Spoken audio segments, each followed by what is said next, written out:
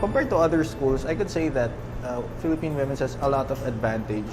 I've been to one of the Ivy League universities before, and the tuition fee is quite a lot compared here to this school. So for Philippine Women's, it comes in 3 semesters. The tuition fee is not that expensive, faster time, and we could still learn a lot. One of the reasons why I chose this school is mainly because of the location. It's super accessible.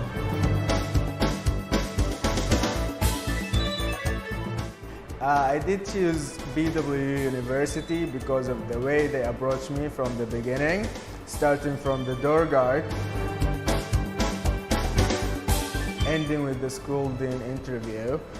Everyone was friendly. They helped me to fit in from the first moment. They answered all my questions in a manner that I understand and in a perspective that I can relate to. Everyone was very friendly. I fit in from the first time. We, as the student, we feel comfortable with the friendly environment. That helps us not just to enjoy the way of education we had here, but also to learn more, innovate more, and grow more as a student.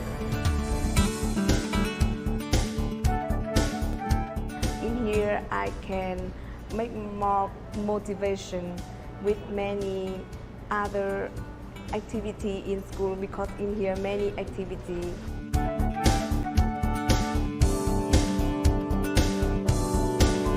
The second is no stress because I can confident, comfortable in this school. So I think Philippine Women University is my good choice.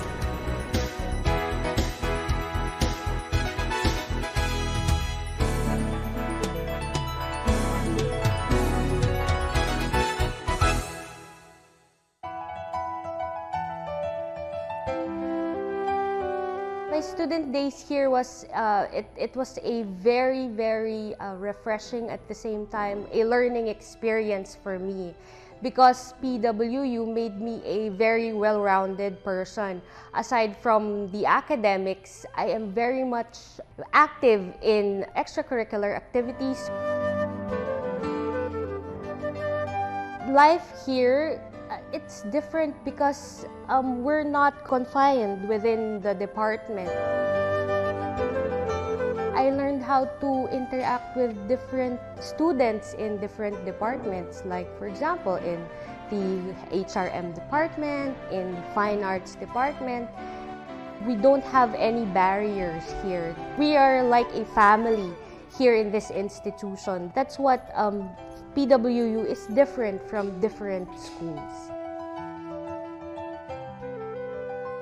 I hope that the students would enroll here because they will learn things that they would use in the future as they go outside in the real world, and they would use it to improve themselves more and to be successful in their chosen career in the future. I am Mary Antoinette Salgado, a graduate of Bachelor of Science in Accountancy here in Philippine Women's University.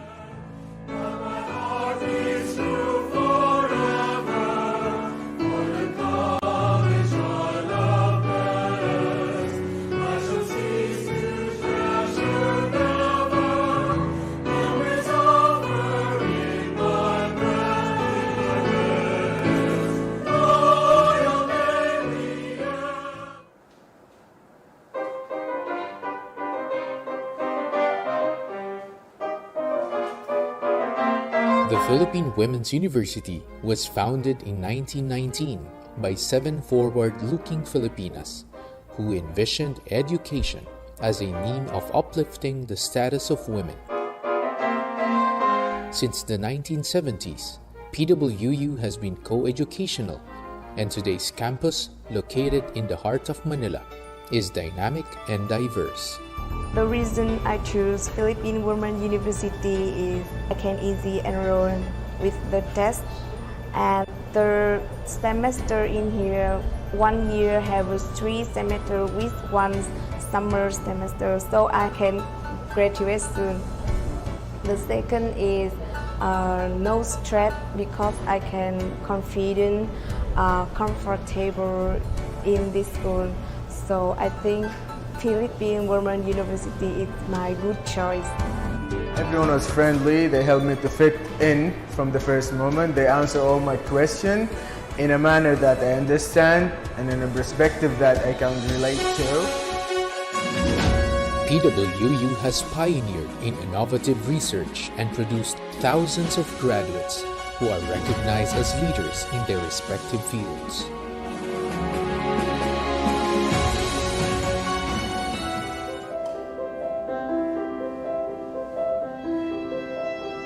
PWU's College of Music and Arts was founded in 1947 and is today recognized as a Center of Excellence by the Philippines Commission on Higher Education for the quality of its research and the excellence in its teaching methods.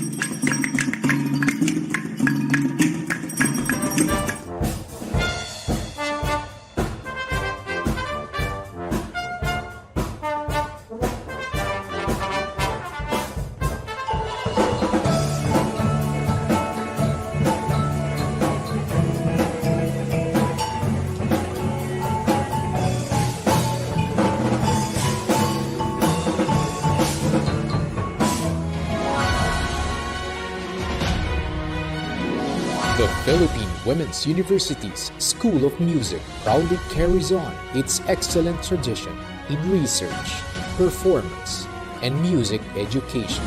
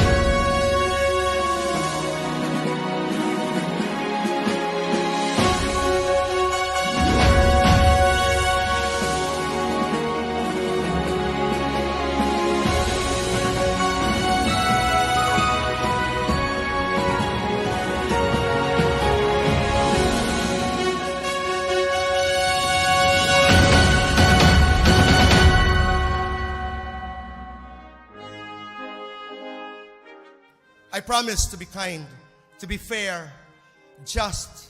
I promise to be forgiving. Nanay, I promise to be a good citizen of this country and to be a good child of God. I promise to take good care of you with all my love and might. And yes, I promise to take good care of myself so I can take good care of others. On this most important day of my life, my graduation day from our beloved Philippine Women's University, my heart overflows with joy. I thank God for Nanay. I thank God that despite dementia, She has not forgotten the name of her son.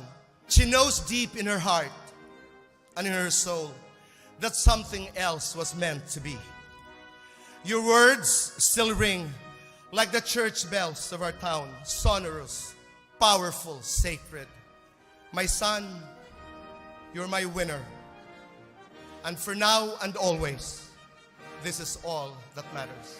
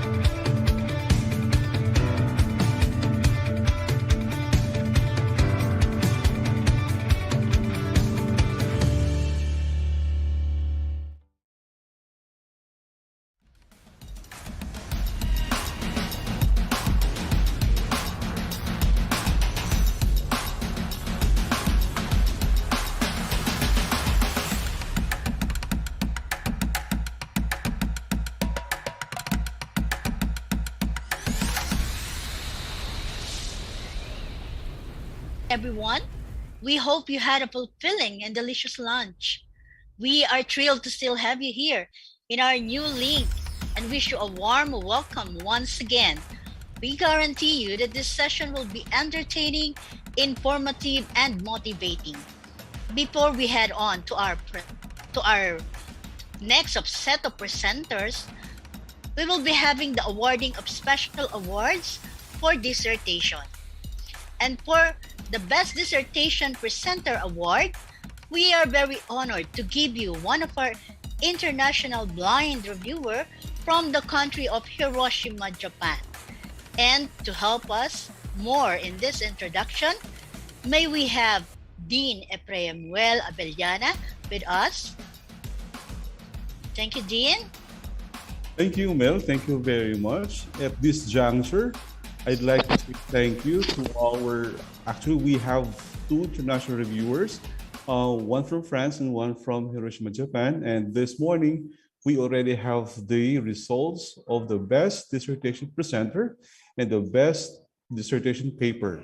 So I'd like to ask the chair now I'd like to ask the reviewer, Dr. Bedoya, do the honor, please, madam, for our best dissertation presenter and our best dissertation paper award.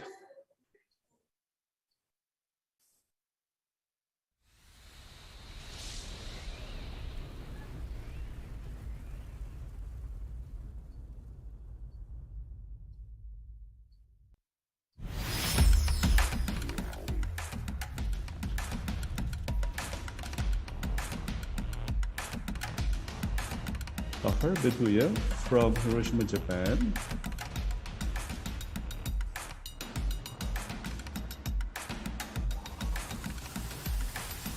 Beth, can you see her name on the screen or not yet? Okay, so anyway, in terms of our time, I just have to announce our best dissertation paper and our best presenter award. So for 2022 best dissertation paper is the author, best dissertation paper, Dr. Azucena Palugna, and our best presenter, we have Dr. Emily Bancel. Congratulations, ladies. Thank you. Back to you, Mel. Thank you so much, Dean. And thank you and congratulations to Dr. Bancel and Dr. Palugna. And now, to document this important day, may we request a photo opportunity with our dissertation presenters, Dean, and committees. May I invite everyone to please open your camera now.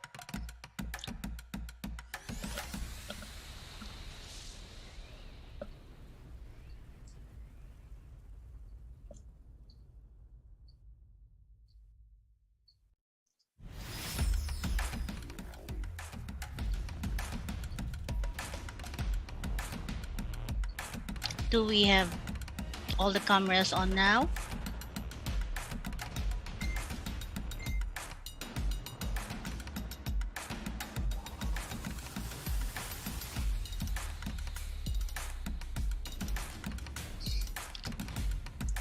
Documentation team, please let us know.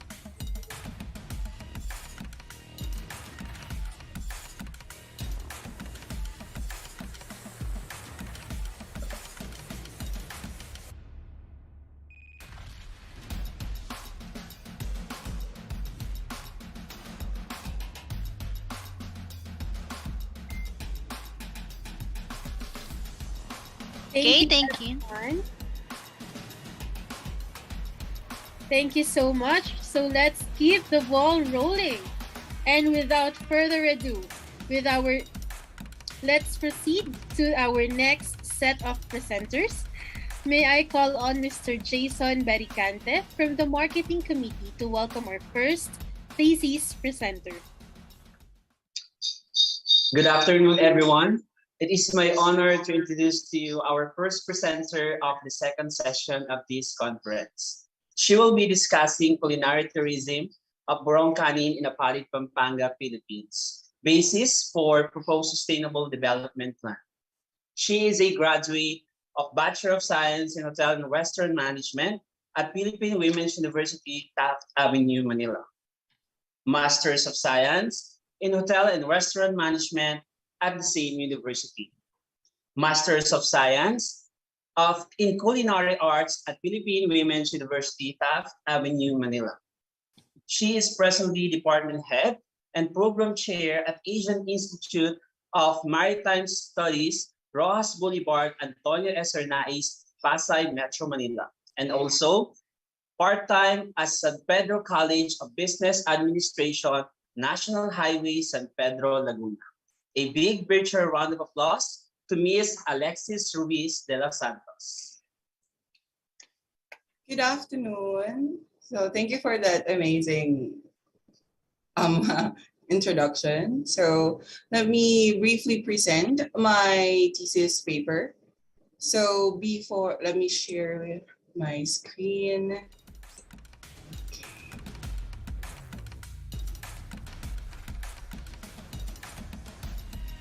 Is it visible now? Yes. Okay. So I am Alexis Cristina Ruiz de los Santos, about to discuss the culinary tourism of Burong Kanin in Apalit, Pampanga, a basis for a proposed sustainable development plan. And before I actually start, I am proud to say I am a patriot. From tertiary to graduate school, let me just say thank you to my former professors. I am eternally grateful to you. And greetings to my former advisor, Mr. Jim Ford Tabuyo. Thank you to Dean Abellana and to the graduate school organizers for inviting me for this second international virtual research conference. Okay, so let's talk about Burong Kanin. So what about this Burong Kanin as an introduction for my paper? Every now and then, you guys usually gather with your friends, going to Unlimited Samgyupsal, looking forward to kimchi. So if we're going to talk about kimchi, we have our own type of fermented dish that here in the Philippines. That is what we call Burong Kanin. Burong Kanin is one of the Kapampangan delicacy. The culinary influence of different countries in the Philippine archipelago has been diverse, what gives Filipino cuisine the distinct flavor that it has today. The influence of countries that conquered the Philippines made the culinary traditions of the Filipino cuisine more vibrant and experimental, especially in terms of different food preparation and cooking methods. The culinary capital of the Philippines, Pampanga, has its own fermented dish that has been passed through generation. But of course, because of modernization, traditional practices such as using clay pots have been set aside. I am a Kapampangan, and I'm proud to say that I am a Kapampangan. Even though our family are born and raised there, even my uncle doesn't eat burong kanin. Because if we're going to talk about fermented dish, what do we expect about the smell of this? How do you look at this kind of dish, right? So actually, it doesn't smell good. It really doesn't smell good. Burong kanin or tag-ilo has always been part of household table, from high to low social class, simple dinner to province feast. Various studies and journals have investigated the lactic acid bacteria of burong kanin and the preparation of burong kanin, but none until now have looked into the disappearing traditional practices of cooking the dish or making the dish. The strength of the dish that binds one of the traditions of Kapampangan, that these traditions determine the creativity and patience used in the preparation of burong kanin. It should be cultivated, preserved through all time. Because burong kanin was first begun because of unavailability of refrigeration in the quest of variety of food flavor. And of course, that is already a factor or a mean of sustainability. Burong kanin as a culture of Pampanga have different types. It has fish, shrimp, and so on and so forth. The condiment have two forms, puting burong isda and pulang burong isda. It is use of fresh water, fermented overnight with salt, and cooking. And some of the fermentation process lasts for 6 months. Talking to one of the foundation of the culinary sector of Pampanga, Aching Lilian, she told me that one of the reasons people doesn't practice the traditional way is the appearance is really different, especially the taste. If we're going to talk about the first part of the paper, understanding the statement of the problem of the paper, the first part is the demographic profile that covers the age, the gender, the educational attainment, the marital status, and the income classification of the demographic profile. Going to the second SOP, which how did the respondents evaluated the sustainability of burong kanin in Apalit, Pampanga in terms of dimension of sustainability. Because burong kanin of Pampanga or Apalit, Pampanga is on the border of Pampanga that gives different economic dimension, sociocultural dimension, and environmental dimension to the sustainability of the dish.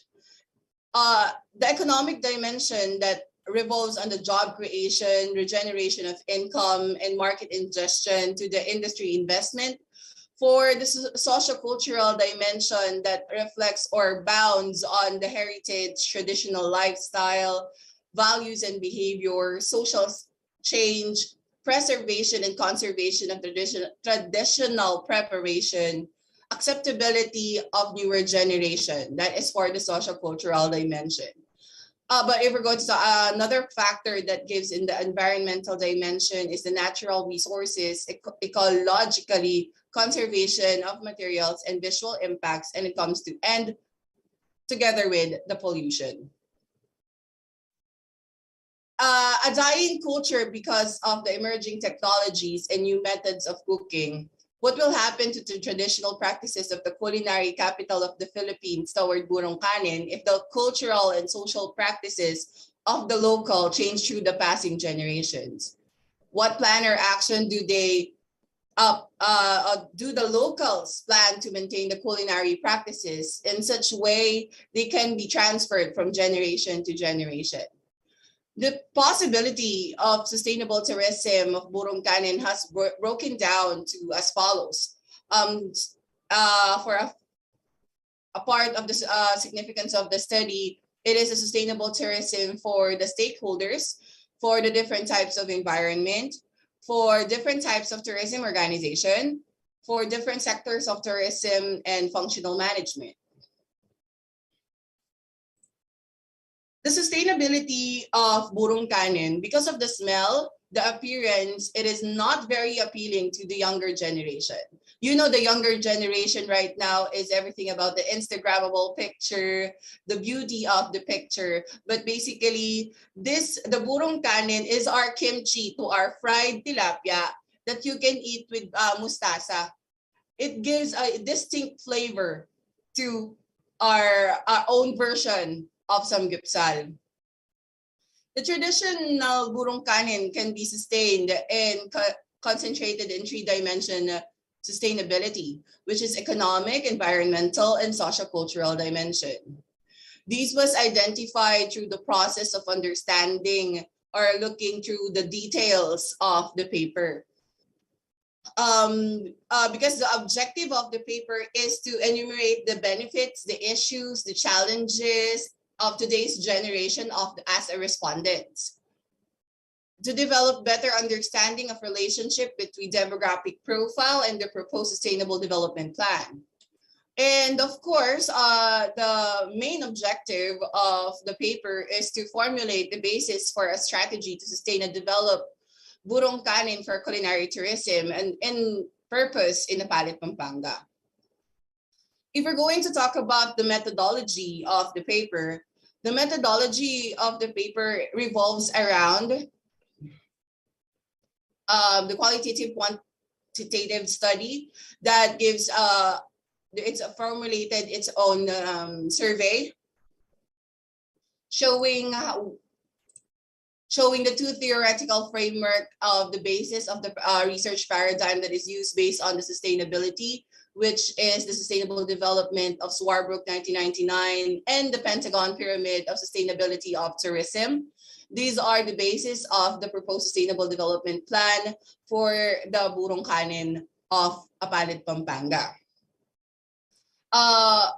Together with this, upon searching and looking for this paper, understanding what is supposed to be needed in the sustainability of the Burong Kanin, the research or I came up with the summary or the recommendation or the conclusion for this paper that evaluating the sustainability in terms of three dimension of sustainability is people are very concerned because of the cost of Burong Kanin, because a small plastic of Burong Kanin only costs 20 pesos.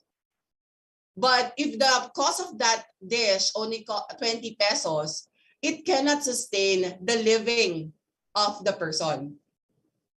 But the process of creating or making the Burong Kanin itself take long and takes time and allocation for them. So some of them is unable to meet the demand of Burong Kanin and when it comes to the economic dimension of sustainability.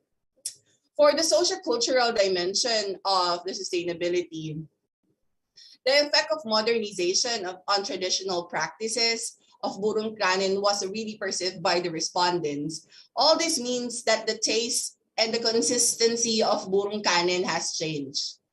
Why?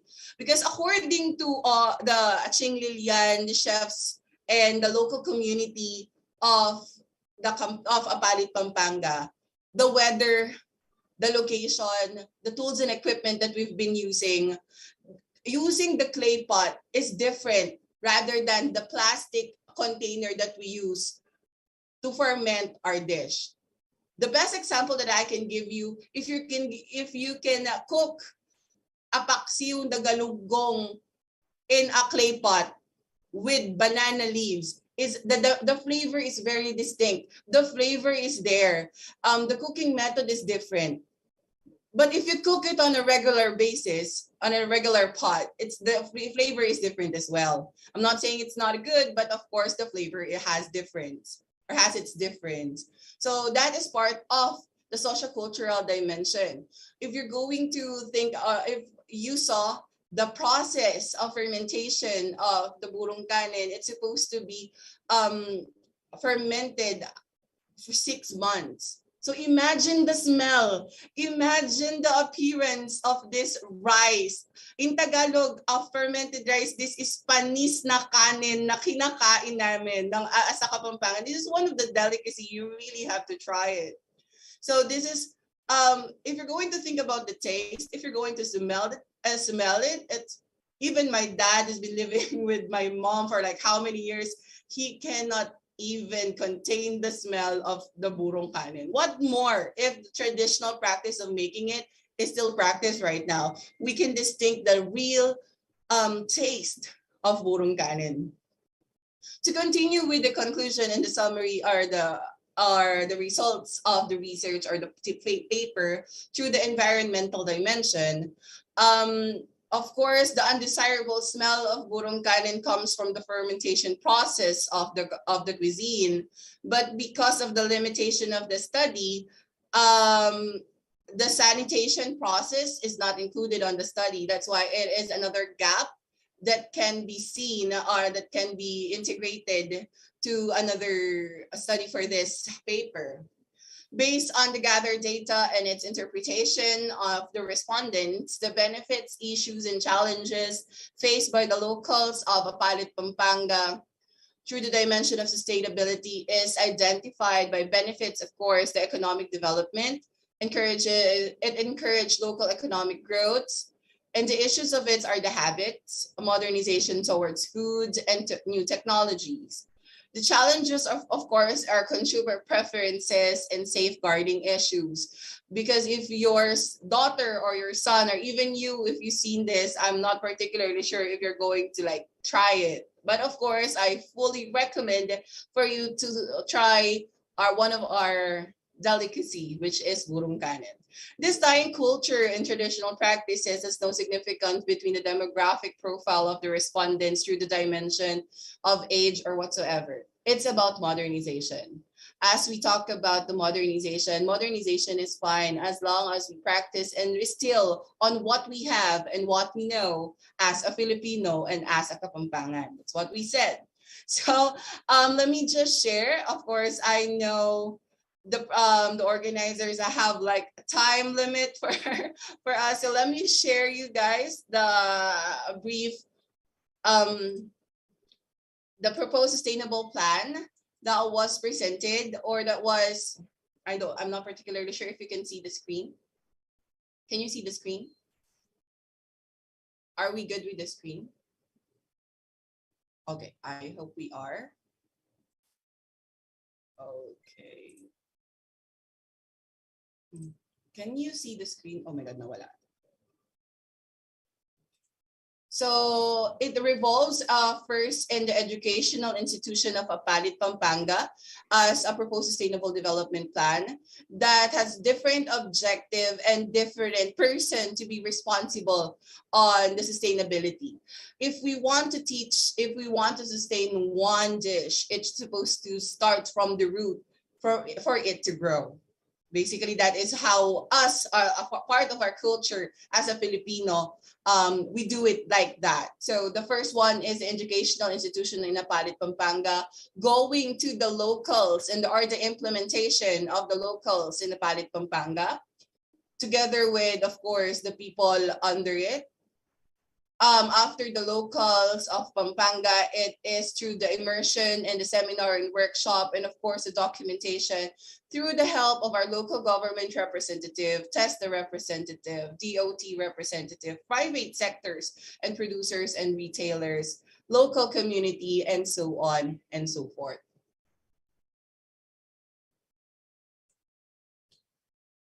The Burong Kanin, to the comprehension through the three dimension that led to enumerate its benefits and issues and challenges with today's generations, even the future generation came across the economic dimension, the sociocultural dimension, and the environmental dimension.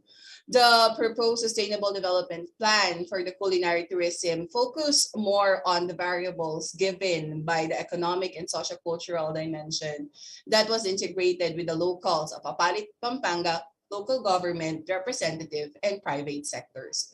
So I shortened my presentation for, of course, for our organizers. But of course, if you have a lot of questions or regarding the dish, you can always email me or contact me through Dean Prim. And of course, thank you very much for inviting me as a presenter. Thank you very much, Ms. Alexis Ruiz, for sharing your astonishing and manyaman research in this conference. Don't worry, we have a question and answer portion that's going to be facilitated by Ms. Claricel Halili. Ms. Claricel Halili. Thank you, Ms. Melissa. Hello? Can you hear me? Yes, sir. Yes, ma'am. Yes. All right. Thank you so much for that, Ms. Melissa.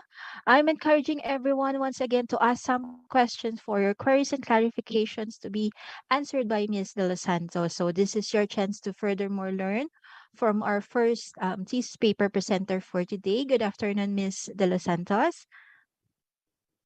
Good afternoon. Yeah. Let me just pull up one question over here.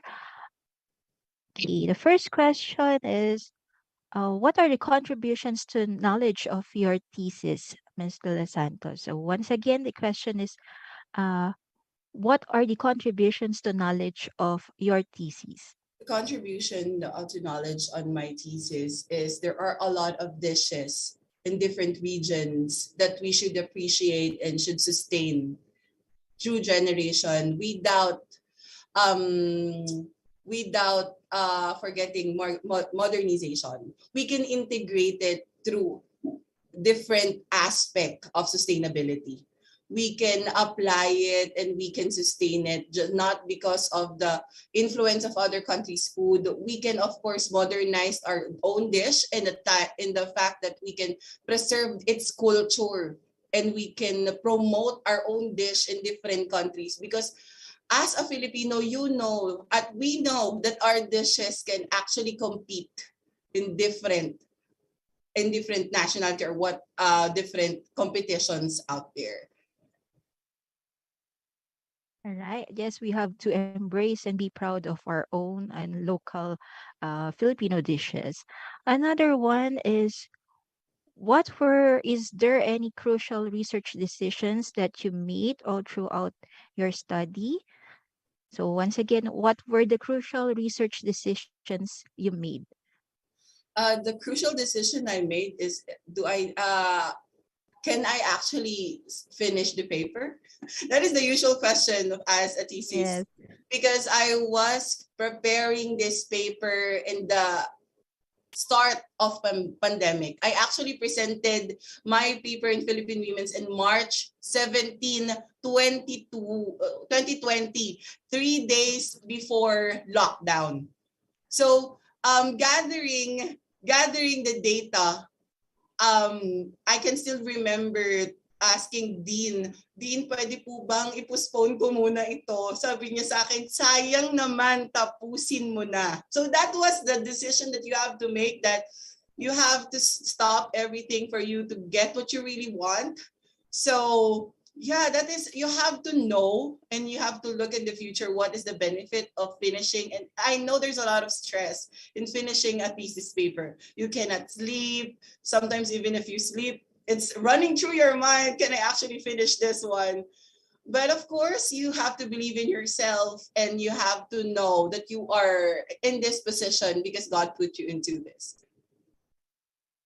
I believe quite a lot of us here are now so interested and excited as well to finish our master, same as you, Ms. Dos Santos. I believe one more question. Okay, so perhaps based on your findings, what are your recommendations? Based on the findings of the paper, we recommend, or I recommended before, together with the local, upon talking to the local government agencies of Kapalit Pampanga, I recommended to integrate the sustainability or the learning of Burong Kanin, of its culture and traditional practices through the younger generations nowadays, to integrate the cultural importance of this and to apply everything about its culture to their subjects and the THE strand in high school. So that is what we are planning. I am planning to do for this paper. It's not the process right now. All right. So I believe that will be all, Ms. De Los Santos. Thank you once again for sharing your insights and for being with us today. And now back to you, Ms. Melissa. Thank you again, Thank you so Ms. De Los much, Santos. Ms. Clarissa Halili and Ms. Alexis Ruiz de Los Santos. And to award the Certificate of Appreciation to our first thesis presenter, Ms. Alexis Ruiz de Los Santos, may I invite Ms. Ana Loren Alcaraz from the Advertising Committee. To award the Certificate of Recognition to Ms. Alexis de Los Santos, Philippine Women's University School of Hospitality Management, Manila, Philippines. Present the Certificate of Recognition to Ms. Alexis Ruiz de Los Santos in appreciation for presenting her thesis paper entitled Culinary Tourism of Burong Kanin in Apalit, Pampanga, Philippines, Basis for a Proposed Sustainable Development Plan, during the second Philippine Women's University School of Hospitality Management International Virtual Research Conference with the theme Cresting 2.0, Research Convergence, Innovation, and Resilience Among Discipline in the Tourism and Hospitality Industry, given this 25th day of June 2022, Saturday, at the Philippine Women's University, Taft Avenue, Manila City, Philippines. Signed by Dr. Eframuel Jose Avellana, Dean of School of Hospitality Management, Mr. Lito Bajado Jr., Overall Conference Chairperson, and Mr. John Michael Timosa, Conference Chairperson. Thank you so much, Ms. Anna, for awarding our certificate, and of course, Ms. Alexis Ruiz de los Santos for sharing your paper with us. Moving forward, may I request Ms. Queenie Rose Amora from the Advertising Committee to introduce to us our next presenter. Thank you, Ms. Shusha. Our second presenter is a full-time faculty at the Institute of Tourism and Hotel Management at Far Eastern University, Manila. And she is also the owner and overall in charge of Viper's Barbecue, a grill stall with online store at Malabon City. She is a graduate of Master of Science in Tourism Management at Philippine Women's University, Taft Avenue, Manila, and a Bachelor of Science in Tourism Management at La Consolacion College, Manila. She will be discussing tourist behavior, willingness, and travel intention to Boracay Island amidst perceived risk from COVID-19 pandemic. Let us all welcome Ms. Sunshine Sarmiento. Good afternoon, everyone. Thank you so much for that wonderful introduction. So again, ladies and gentlemen, to our dear Dean Prime Abellana, to the guests and organizers and our online viewers, a pleasant afternoon to all of you. I am Miss Sunshine Ang Sarmiento, a fresh graduate, actually wala pang graduation, of MSTM, and I am here today to share with you the results of my MSTM thesis with the title Tourist Behavior, Willingness and Travel Intention to Boracay Island amidst the perceived risk from COVID-19 pandemic. So I'll share my screen.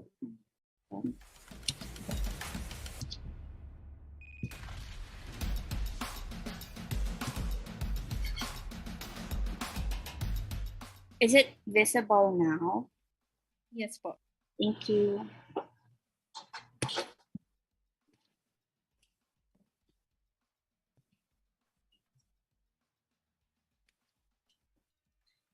So we all know that it's without a doubt that the tourism industry is one of the greatly affected industries by this COVID-19 pandemic. UNWTO defines tourism as an activity of a person traveling to and staying in places outside their usual environment, but with the hope of reducing or to prevent the spread of the said virus. The government implemented lockdown, community quarantine, to all the places or countries that was hit by the said virus. So the government commanded everybody to stay at home. Schools are closed, offices are closed, establishments are closed. Public transportation has stopped operating. Checkpoints are almost everywhere to ensure that no unnecessary movement will be permissible. As tourism is an activity that requires people to move, it was significantly hit by these implemented guidelines. However, whenever a lockdown, quarantine, or travel ban is lifted, people are so eager and excited to travel. So in the Philippines alone, when the travel ban were lifted, we see people really traveling. They go to beaches, provinces, mountains, and other tourist destinations that are open for tourists. So Boracay Island in Malayaklan is one of the top destinations in the Philippines that attracts both international and domestic tourists. It is always a top choice regardless of the origin of the tourists, whether it's from the Philippines or from other countries.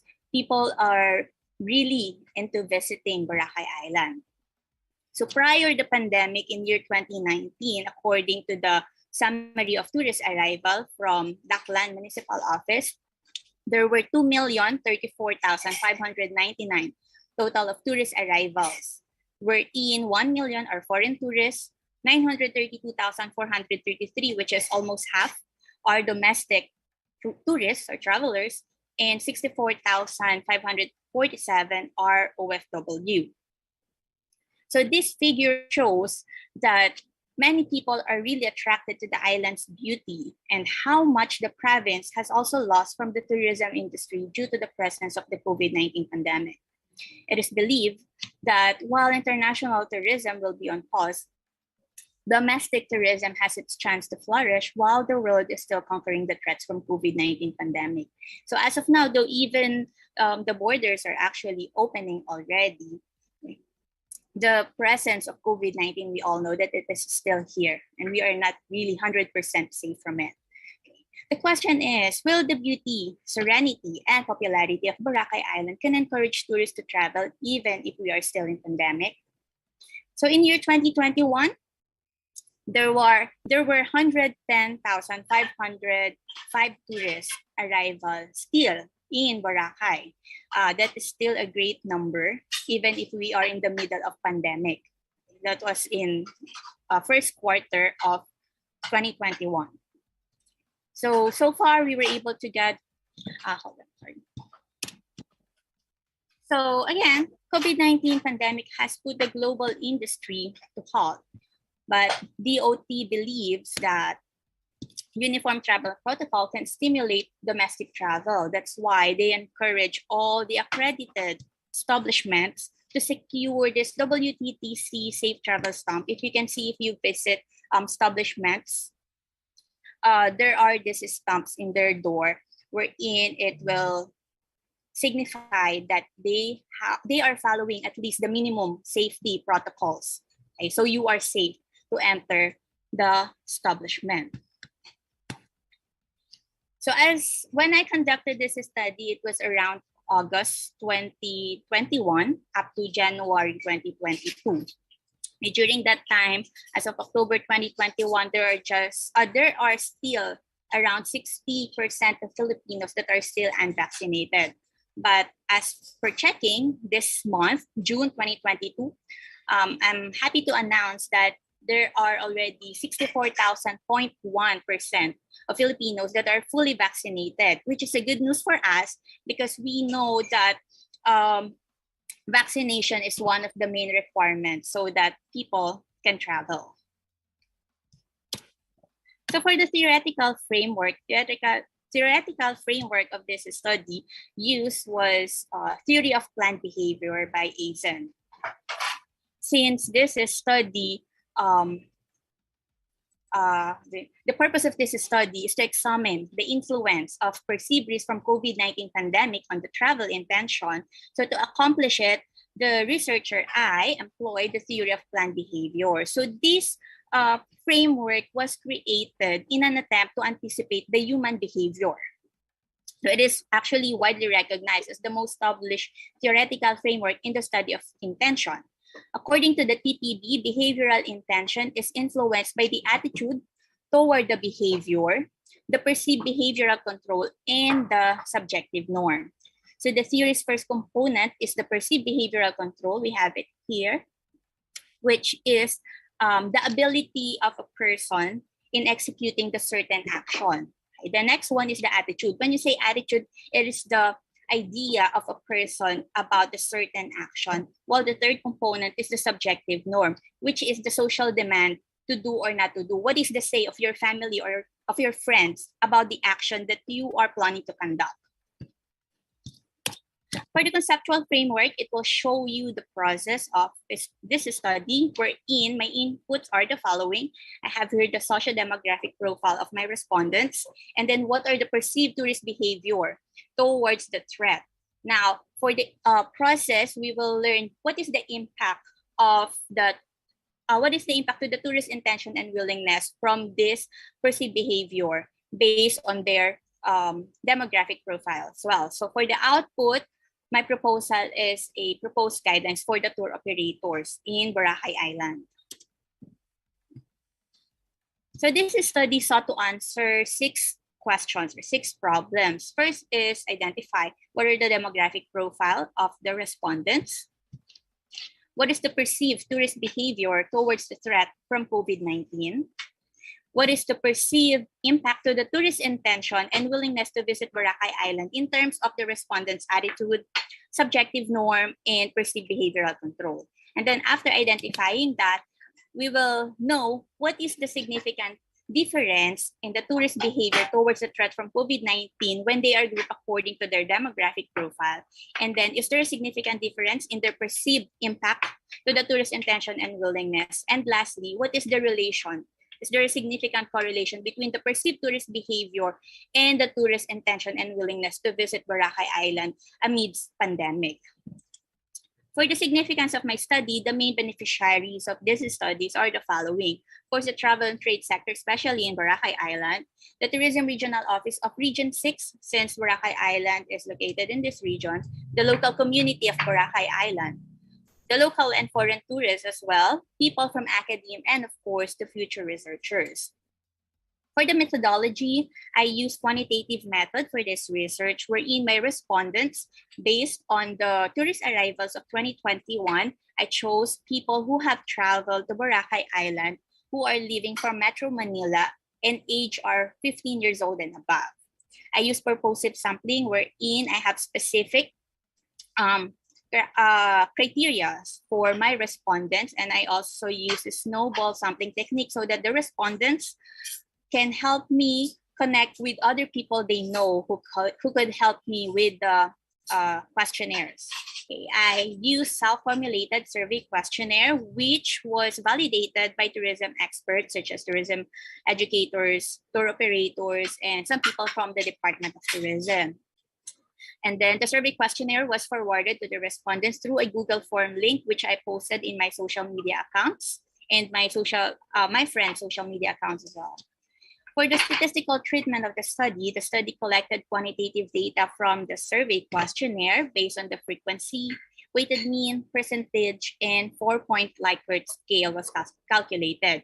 And then the significant difference was determined through one-way ANOVA, while the Pearson moment of correlation identified the significant correlation between the perceived impact and the tourist intention and willingness.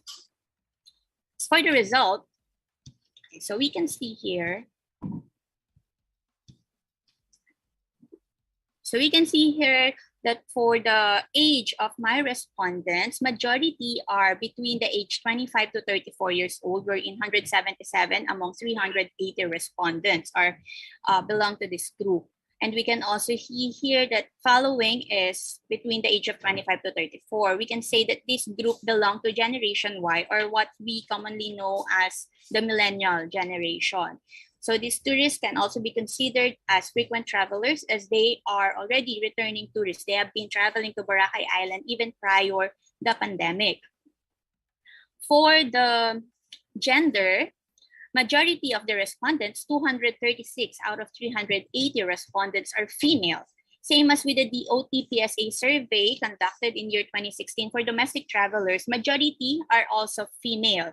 Same with the Aklan tourist arrival of 2021, wherein 55,000 out of 110 were female. So it means that we were able to gather consistent data. So we can also see here that these travelers, female travelers, most of them are returning and was even able to visit Boracay Island during pandemic more than 2 times, so around 3 to 4 times, some of them. For the educational attainment, majority of them are college graduate. We can see here that in year 2016, the OTPSA, the domestic travelers primarily are high school graduates and undergraduates. But if you will compute the the year 2016, and it's now 2021, the study was conducted, most probably these people who have traveled in year 2016 and are now those college graduates who have been traveling. So we can understand that Boracay Island can be a costly destination compared to other domestic destinations in the Philippines. That's why most of the travelers are already college graduate. Probably they are working already. For the monthly income, surprisingly, we can see here that majority of the respondents who have visited the island are only earning around 20,000 to 39,999. But in the OTPSA survey in 2016, they found out that actually low-income group who earn less than 20,000 a month, this group, most of the travelers belong under the 20,000. But for my study, it's the next group. So most people who travel, we can say that most people who travel within the national boundaries earn just enough for them to live a balanced life where they get to enjoy, even their income is not that high. On the other hand, we can see here that there are 60 respondents who earn 100,000 and over. So we can say that these people could be frequent travelers even prior to the pandemic because of their capability to spend for their travel expenditures. For the occupation, majority of my respondents are full-time employees. So 205 among 380 respondents are full-time. So people with full-time job can have more disposable money, which can be used for travel. While some might have time constraints, so probably the reason why they were able to visit Boracay Island now is because it's pandemic. Probably they don't have much time. That they have more time to travel now. For the marital status, majority are single, 209 among 380 are respondents, and 63 are married with children. So we can also assume that those who are single with fewer responsibilities have greater chance to travel than those with kids already. For the frequency of visit, so we have here 107 among the 380 respondents are actually first time to travel, or it is their first time after for the long years. Okay. Maybe they just grab the chance to travel to Boracay Island while it's pandemic. Okay. While for the returning tourists, there are 273. So probably the reason why they were able to visit Boracay Island now, if you have noticed, there are lots of different promotions and discounts being offered as recovery tactics of different tourism suppliers during this pandemic in the Philippines. There are hotels, especially hotels, big hotels that are the original rate of their rooms are around 8,000 to 12,000, but now they are offering it for just 3,000 to 4,000. So if I have the time and the money, of course, I will also grab that chance to travel. Now for the SOP number 2, my question is, what is the perceived tourist behavior towards the threat from COVID-19? So we can see here that the most agreeable statement is that COVID-19 is very frightening disease and can be acquired during the tour. However, this is a statement which says, I feel like staying in a hotel in Boracay is risky during pandemic is the less agreeable, meaning people agree that this disease or this virus is frightening, but they don't think that it is very risky to travel, even if it's frightening. So in other study conducted, we have here in year 2020, they have found that there's no significant influence of perception regarding the H1N1 virus before on the tourist intention to travel, as some may have adaptive behavior in mind, which makes them feel that the level of threat from the virus is within the acceptable level for them. So probably that is also the reason now. There is a virus, but we think it's within the acceptable level, especially that we are now vaccinated. So we can now go and travel.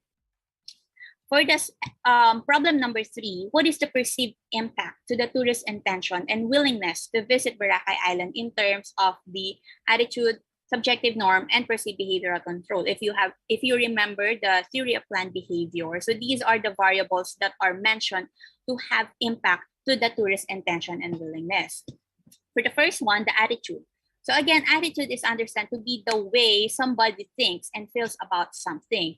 So the most agreeable statement here is that Boracay is a favorable destination to visit this pandemic. So most of them think or agree that Boracay is a favorable island. And however, the most or the less agreeable statement here is that I am willing to visit Boracay during pandemic, even with strict requirements. Okay? So they think that it is favorable or it's a great idea to visit Boracay Island. However, there are some people who would rather not travel to this destination if there are very strict requirements. So that's how they think about traveling during pandemic. The next one is a subjective norm. Again, what is subjective norm? When you say subjective norm, it is the belief that someone's decision-making can be affected depending on the approval or support of certain people or group of people. Who are they? Their family, the friends, or what they think about traveling, or what are their idea. So it will have an impact to the decision-making. So we can see here that the most agreeable statement is that many people I know visited and enjoyed Boracay Island during the pandemic period. Okay? And the one with lesser, but almost just the same, my family and friends approve of my visiting Boracay during this pandemic and even post-pandemic. We can see here that these people who have responded have visited the island, and they agree that their friends and family has something to say with their decision on visiting or traveling during pandemic. So we all know that COVID-19 virus can easily be transmitted within close contact. So considering your friends and family's opinion prior to making the final decision of traveling is actually quite significant. And also, the situation and the destination also has to be considered as another factor for the theory of planned behavior for it to be viable method to use in identifying the tourist behavior. That's why before you travel, you check what is the situation in the destination. Is it safe to travel? Lastly is the perceived behavioral control. When you say perceived behavioral control, it is about perceiving someone's ability to perform a particular action or behavior. For example, so the attitude, you think it is okay to travel. You think the destination is fine to travel even pandemic. Your friends and family agree with you. But the perceived behavioral control will tell you, can you travel? Do you have the ability to perform or do the travel? Okay. So we can see here that the one with the highest or the most agreeable statement is that those recovery campaigns such as reduced fees, special packages, can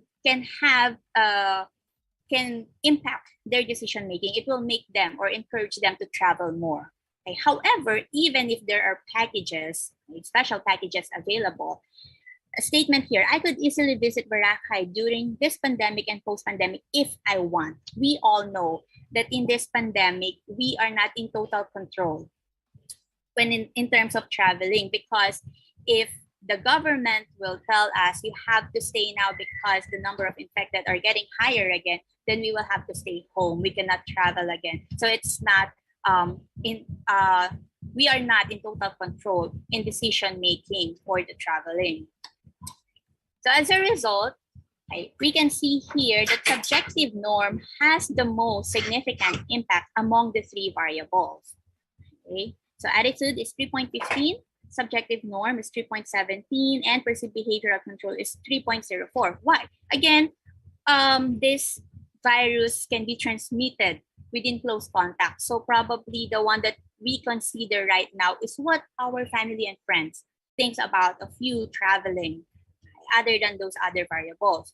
In relation to the other studies, so in Ramatifria's study in 2021, they also found out the same result, wherein subjective norm, which is an external variable, had more significant impact than the other internal variable, which is the attitude and behavioral control.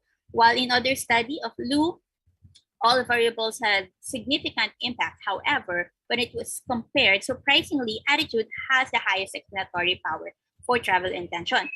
While on the other study, attitude had a little impact. So the variable which will have more impact depends on the situation at the destination.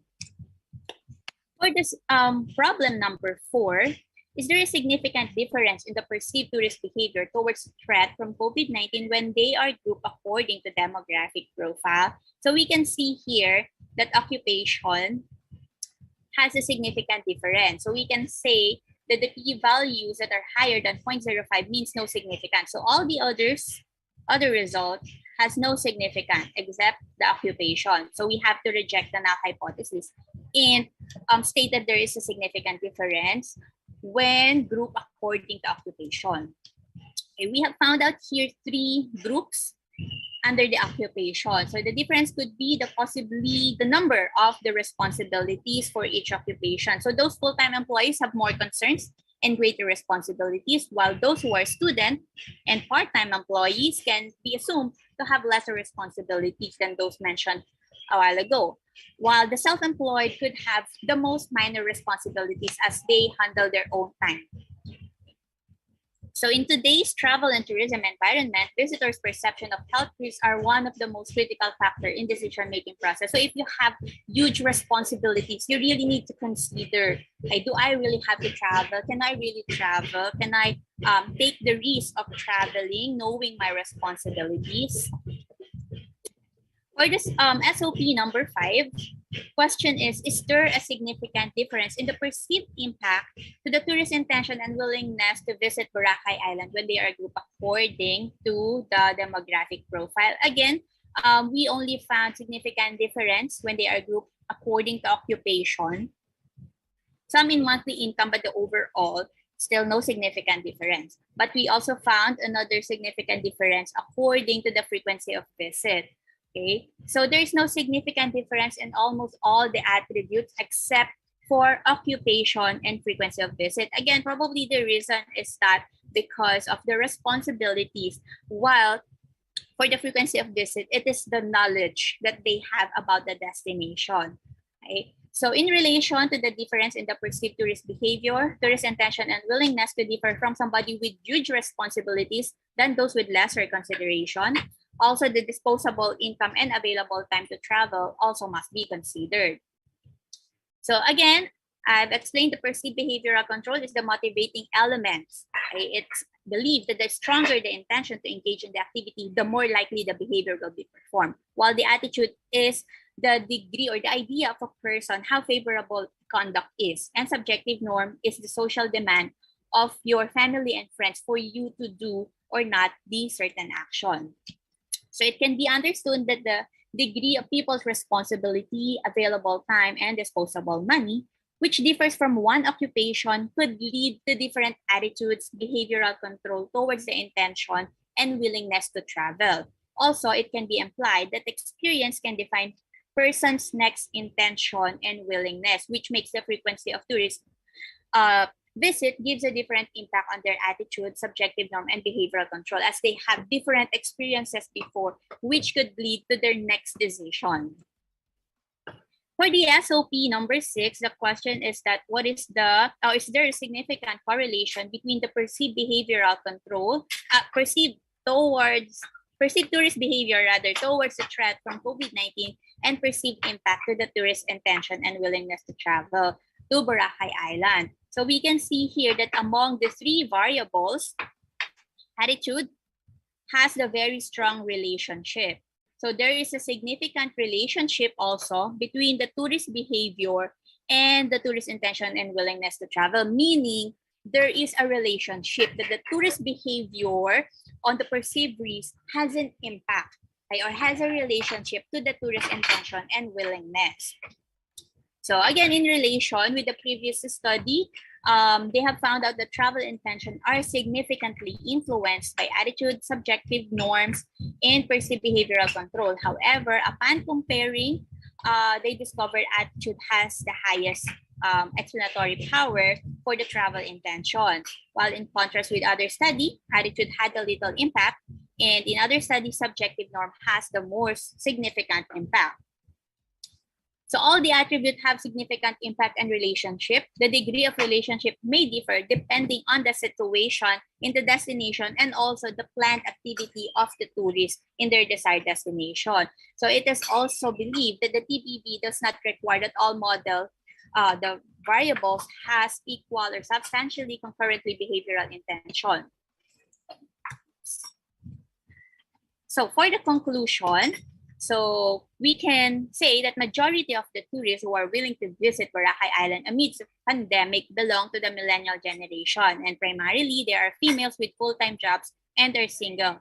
So we can say that these travelers have more disposable money, available time, with lesser responsibilities. And then also one of the characteristics of millennial is that they value experience more than anything. Which could be proven in the study as they are willing to travel despite the threat from COVID-19 virus. So combining the 3 variables, we have the time, money, and interest, which are very essential in tourism. This study can conclude that most of the millennials today have all these 3 variables in their hands, which motivates them to travel. And then the theory of planned behavior has been trying to explain that attitude, subjective norm, and perceived behavioral control. So this study supports the theory, and I encourage other researchers as well to use this TPB when conducting a study about behavior. It can also be concluded that the tourists think that the threat from COVID-19 virus is within the acceptable level, so that their behavior toward traveling, even if it's pandemic, is still positive. Also, tourist intention and willingness to travel during pandemic varies, depending on the occupation and experience or the knowledge that they hold about the destination. Since again, the perceived risk when traveling during a pandemic and having able to experience the service provided in the destination can significantly influence the intention and willingness of the tourist to travel again. So tourist decision to travel Boracay Island will most likely be influenced by COVID-19 induced perceived risk.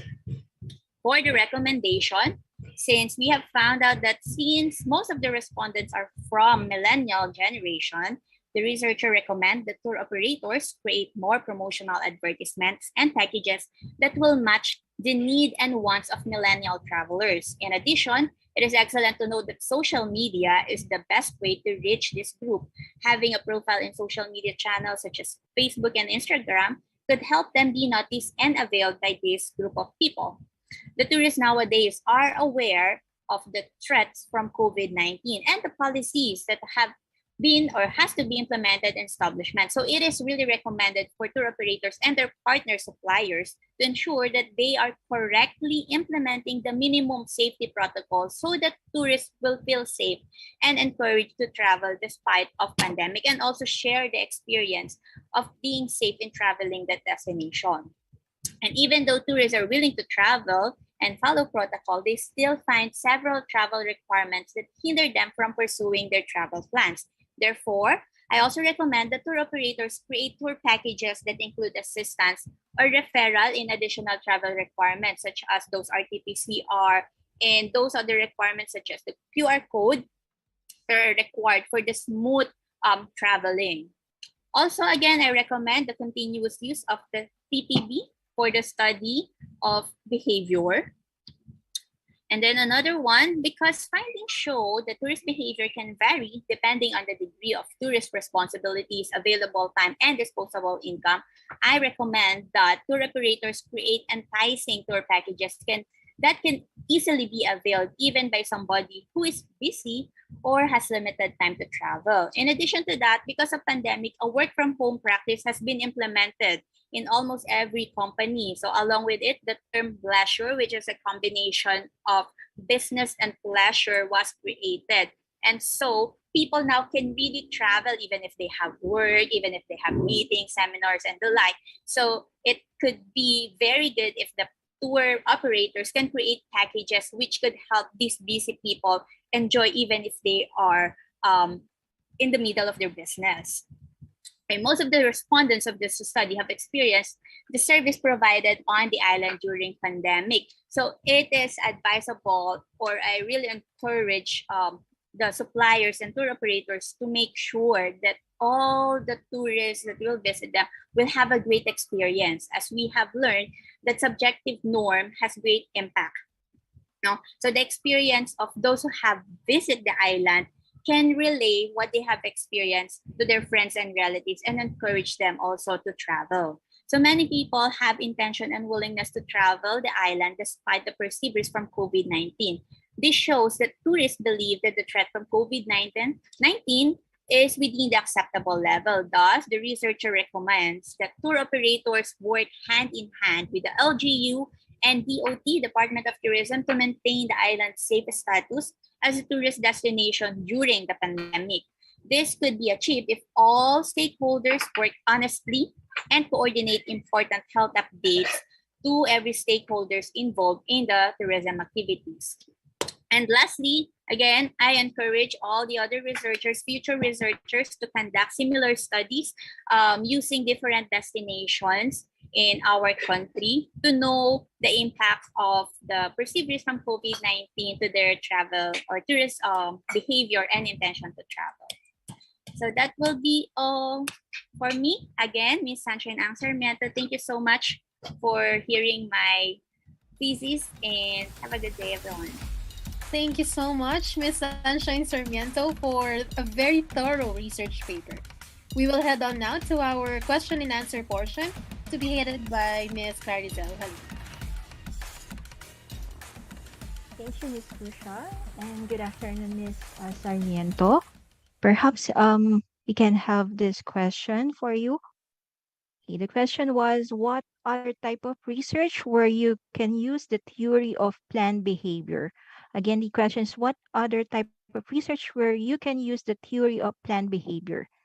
Okay. So again, as mentioned, this study is often used to know the influence, okay, of a certain, like for example, the perceived risk, okay, to the intention. So we can use it in knowing the travel behavior of mostly behavior, psychological behavior of the respondents toward a certain action. All right. Thank you so much, Ms. Sarmiento. I believe we can move on. And thank you so much once again for your time you took to join us and for your amazing presentation, along with encouraging words for everyone. Your message was exactly, and your presentation, most of the tourism and hospitality industry students and practitioners needed to hear at this very moment. Okay, back to you, Ms. Susha. Thank you so much. Thank you so much, Ms. Clarizel, and to award the Certificate of Appreciation to our second thesis presenter, Ms. Sunshine Sarmiento, may I invite Ms. Gemaline Bandola from our Documentation Committee. Philippine Women's University, School of Hospitality Management, Manila, Philippines, present this Certificate of Recognition to Ms. Sunshine Ang Sarmiento, MSTM, in appreciation for presenting her thesis paper entitled Tourist Behavior, Willingness and Travel Intention to Boracay Island Amidst Perceived Risk from COVID-19 Pandemic. During the second Philippine Women's University, School of Hospitality Management, International Virtual Research Conference with the theme Cresting 2.0, Research Convergence, Innovation, and Resilience among disciplines in the tourism and hospitality industry. Given this 25th day of June 2022, Saturday at the Philippine Women's University, Taft Avenue, Manila City, Philippines. Signed by Dr. Efraemuel Jose Abellana, Dean of the School of Hospitality Management, Mr. Lito L. Bajado Jr., Conference Chairperson, and Mr. John Michael C. Timosa, Conference Chairperson. Thank you so much, Mr. Mento. Thank you so Thank much. you. And moving on for our next speaker, may we call on Mr. Roger Ikayan Jr. from our Documentation Committee to introduce our next presenter. Thank you, Ms. Melissa. Our third presenter will be discussing the impact of Filipino martial art arnis in the sports tourism industry and assessment. She is a marketing head, marketing and public relations manager for Marketing and Public Relations Office, and also an associate professor 3 under the Tourism and Hospitality Management Department at Olivares College, Tagaytay. She completed Master of Science in Hotel and Restaurant Management at Philippine Women's University, Taft Avenue, Manila, and a graduate of Bachelor of Science in Hotel and Restaurant Management at Olivares College, Tagaytay. Let's give a big round of virtual applause for Miss Carmela Thompson.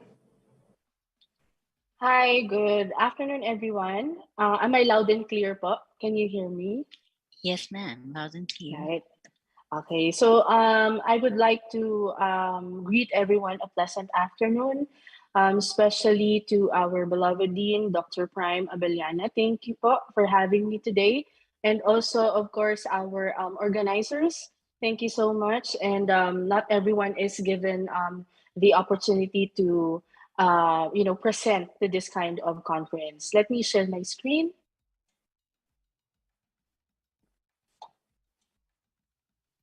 Can you see my screen po? Yes, ma'am. Okay. So for to start off, My title, the study of my study is the impact of Filipino martial art armies in the sports tourism industry and assessment. So for the background of the study, so sports is now recognized as the world's largest social phenomenon, and tourism is its biggest industry. So the concept of sports-related tourism has become more prominent in the last few years, both as an academic field of study and an increasingly popular tourism product. So sabi nga nila, the relationship between tourism and sports has increased in importance in the recent years. We can all see that sports is now being used as tourism product of many destinations. So sports is also an integral part of the global culture and can be considered as an independent activity often linked to tourism in varying degrees.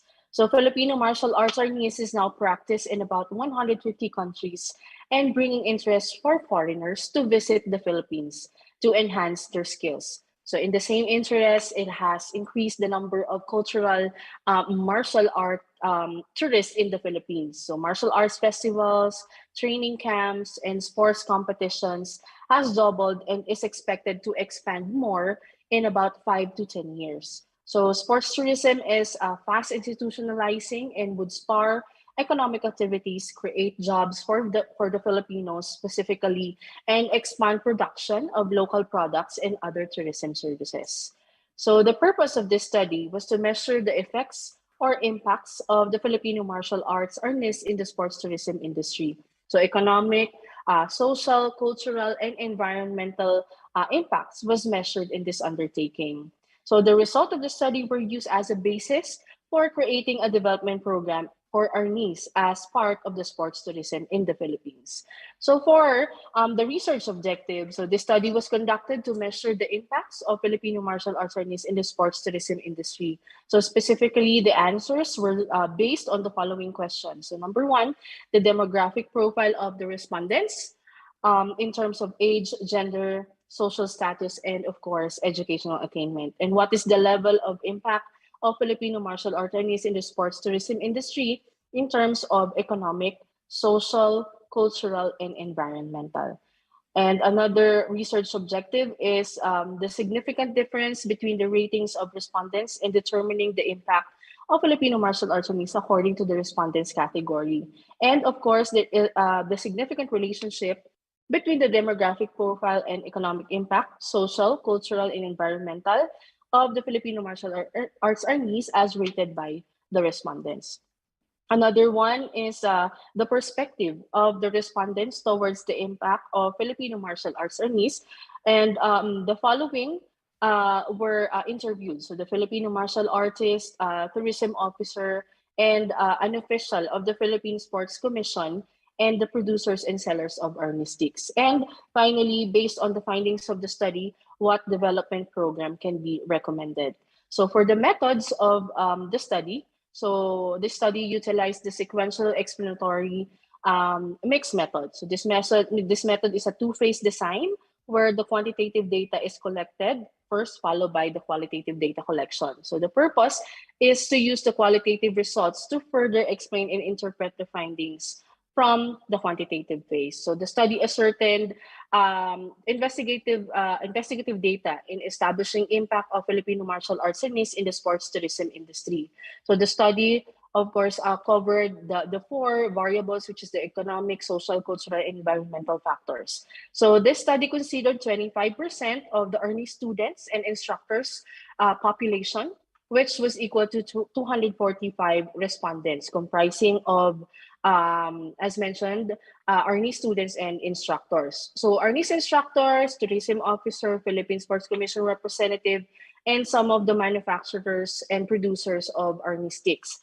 So, and also, frequency, weighted mean, t-test, ANOVA, and Pearson's R correlation were the statistical tools of this undertaking. So the study also gave importance to the perception of the respondents on the level of impact of Filipino martial arts arnis in the sports tourism industry, and was used as a basis in the development of the program for Filipino martial arts arnis. So a self-made survey questionnaire for the phase one or the quantitative phase And the semi-structured interview questions for phase 2, which is a qualitative as a research tool to answer a research question. So the research, again, was conducted among 245 respondents, and they were interviewed since this one was conducted during the pandemic. So it's very challenging. I interviewed them one by one by the means of online meeting applications such as Zoom and Google Meet. So these are the response anchors for the impact of Filipino martial arts learnees. So major impact, moderate, minor, and insignificant. So for the findings of the study, so for the age of the respondents, so it shows here that the majority of the respondents were 15 to 20 years old.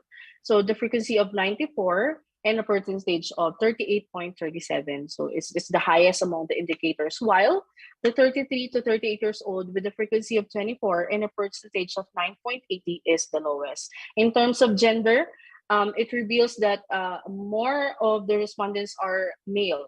So it has comprised of 139 and a percentage of 56.73%, and female of 106 with a percentage of 43.87 respectively. For the educational attainment, so since it's more of the young generations who answered this study, so it reveals that the highest indicator is among the undergraduate category. So with a percentage of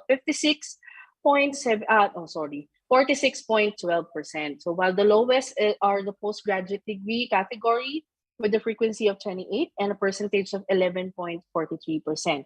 For the social status, so students are among the highest among the indicators. So with a frequency of 113 and a percentage of 46.12. And the lowest are the business owners category with a frequency of 21 and the percentage of 8.57. So for the income, since most of the respondents who answered the questionnaire are students, so student allowance with a frequency of 73 and a percentage of 29.4. So going to the level of impact of Filipino martial arts and is in the sports tourism industry. So the level of impact in terms of economic factors, so the overall impact or the overall rank, the highest is it helps the Philippines to be internationally recognized. So with a major impact or a verbal description of major impact and a total of 3.06 and with the verbal description of moderate impact for economic factors. For the level of impact for the social factors, the highest among the indicators is that it creates sportsmanship among the instructors and the students, and a weighted mean of 3.67 and a verbal interpretation of major impact. So overall, for the social factors, it has a weighted mean of 3.37 and a verbal interpretation of moderate impact. For the cultural factors, so number one is that it makes me proud to be a Filipino. So the weighted mean is 3.80 or 3.80, and the total weighted mean for the cultural factors is 3.64, and with a verbal interpretation of major impact. And for the environmental factors, the first or the highest is the replanting of rattan after harvest. So with a weighted mean of 3.26 and with a verbal interpretation of moderate impact. And of course, the total weighted mean for the environmental factors is 2.79 with moderate impact. So for the summary of the significant difference on the ratings of the respondents, so according to the results on the demographic profile as to the impacts on the economic factors, there is a significant difference on the ratings of the respondents according to age, income, social status, and educational attainment, while there is no significant difference on the gender. For the social factors, there is a significant difference on the ratings of the respondents according to the gender, age, income, social status, and educational attainment as to the impact to the social factors.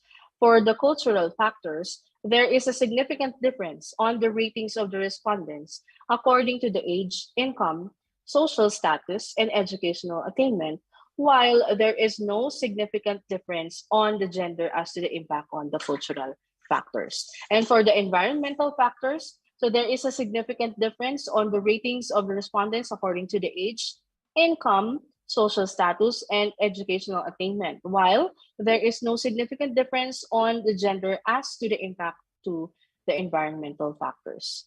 So for the summary of the significant relationship on the ratings of the respondents, gender as to the impact on economic, social, cultural, and environmental factors, there is a significant relationship, while there is no significant relationship among the age, social status, educational attainment, and the income. So for the perspective of the respondents towards the impact of Filipino martial arts and NIS, so here is the finding of the study in terms of the economic. So the following themes were emerged from the data analysis and includes the following perspective of the respondents towards the impact of Filipino martial arts and NIS in the sports tourism industry. So according to the respondents that I have interviewed, on the economic factors, the rise on the foreign visit discussed the benefits of increase in tourist visits with a motive to learn our national sports. So it can be boost the Philippine economy. And then martial arts is a booming business. So it's a more a booming business in more progressive countries, which the Philippines is just starting to boom its business in terms of martial arts. And our NIS has the potential to become the Philippines' newest tourism product, since this one is our very own. It appears that the increase on the tourist visits with the intention of learning the sport is possible. Even on the side of creating a business on the production of army sticks and other weapons used in the armies can be the next big thing. And these armies merchandises are export quality and is being patronized, most especially the foreigners who wishes to learn the art. And for the social factors, so Filipino martial arts armies can be a vehicle for education, health, leadership, and good character. So it provides a social environment to acquire personal values.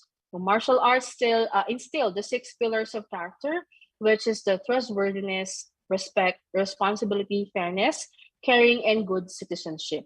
So the sports events that are being celebrated annually can also be a great vehicle to create camaraderie among the athletes and the stakeholders. And sportsmanship is essential in building disciplined, healthy, and active interaction among the instructors and students that can also lead to personal development.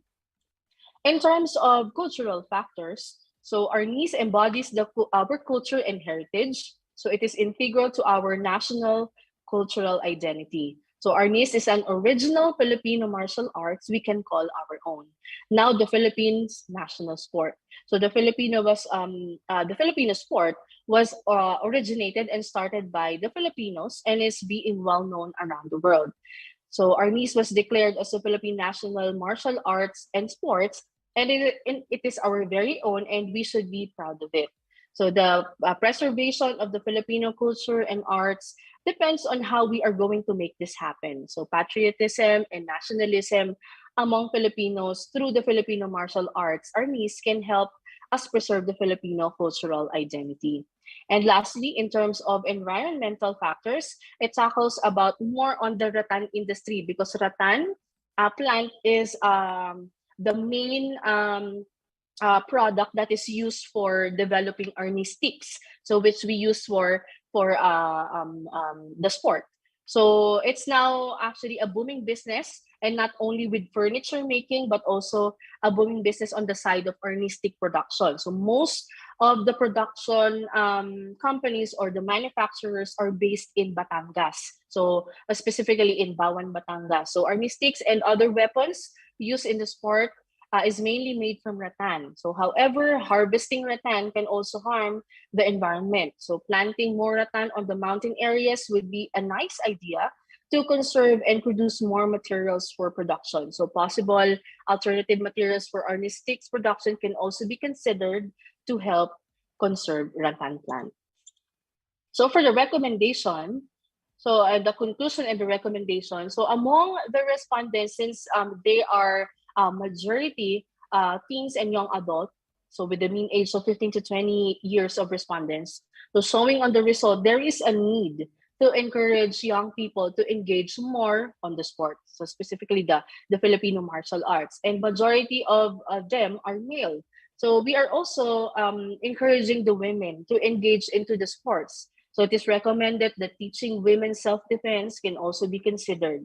And of course, majority of the respondents are undergraduates and they are students. So it has, of course, given the DepEd or the Department of Education and the Commission on Higher Education's attention to encourage schools to the implementation of the Republic Act 9850, which is making Army sports mandatory teaching to all colleges and universities because there is a high need of supports to the young athletes. And also, on the cultural factors, which reveals that it has the major impact in most of the indicators. Arnis is very Filipino, so it is highly encouraged that it should be learned by all generations. So creating Arnis teams for schools, colleges, and universities will also help promote camaraderie among students. And of course, socially, they are also recommended. And data recommends also to make sports accessible to the greatest number of Filipinos through a grassroots sports program that generates a healthy lifestyle and globally competitive athletes. So Filipino martial artists and national athletes should be given support in terms of financial health and other things may help. So I wrote this study just in time with the SEA Games. So I think it was just recently concluded when I'm writing this study. So we have actually gained the most numbered of gold medals for the Army sports. So it is really timely. And it should, we should encourage our government as well to empower our national artists because they're also promoters of our own sport.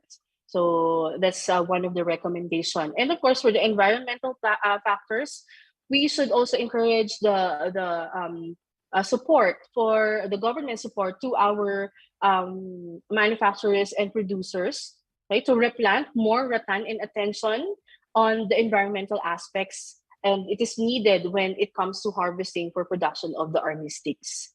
So I have also developed a development program for Filipino martial arts armies. I am actually having a talk with the Philippine Sports Commission because my father is actually the international chief instructor and a director for the Philippine Sports Commission on the armies or the Philippine Martial Arts armies. So my goal actually is to give this to them and make use of this development program. So we could help our Philippine national sports, which is martial arts armies, to be well known around the world. So the goal is to foster growth in individual and within the community through sports, of course, among the Filipinos. The challenge, however, lies upon providing access and spreading awareness among Filipinos about the positive impact of sports for everyone, irrespective of gender, age, and sociocultural background. So this development program that I have developed will help the Philippine Sports Commission and other Philippine government sports agencies to enhance their sports development program and sustainable sports tourism, particularly in the Filipino martial arts army sector for the next 5 to 10 years. So the government plays a very crucial role in promoting sports in our country. So the government, together with other private sectors, so they are responsible in making sports policies, allocating grants for developing infrastructure, nurturing talents, and designing specialized programs for overall development of sports. So the general objectives of this development program, so after the implementation of the programs listed, so the Filipino martial arts armies and the sports tourism are expected to elevate performance ratings and gain more medals and recognitions in the international and local competitions. And it is also a goal to increase the tourist arrivals in the country by 80 to 100% in the next 5 to 10 years. So we are hoping that the situation with the pandemic will be improved in the coming years, and then Philippine tourism will be able to have a sustainable development program for Filipino martial arts. And so I have developed a comprehensive development program, which of course includes all the factors that we have discussed, which is the environmental, economic, social, and cultural. So it is stated here to establish a policy or program to help protect the tropical rainforest, specifically the rattan industry.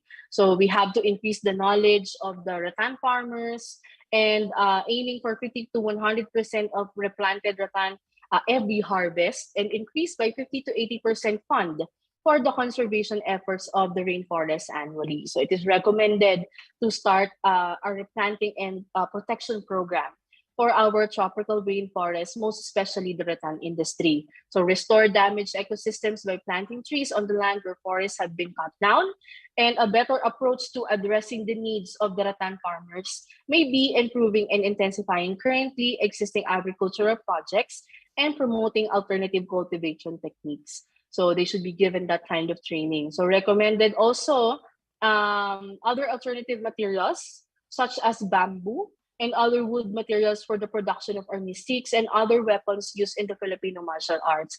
So the source of fund will be given, of course, by the government. It should be well funded and supported by the Department of Tourism, the National Sports Association for Armies, the Philippine Sports Commission, the DNR, and the local government units.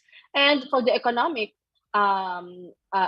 aspect, so to develop strategic economic programs to help boost Philippine economy through the sports industry. So this we have to include armies in the local tourist packages, like learn the art while seeing the Philippine tourist destinations.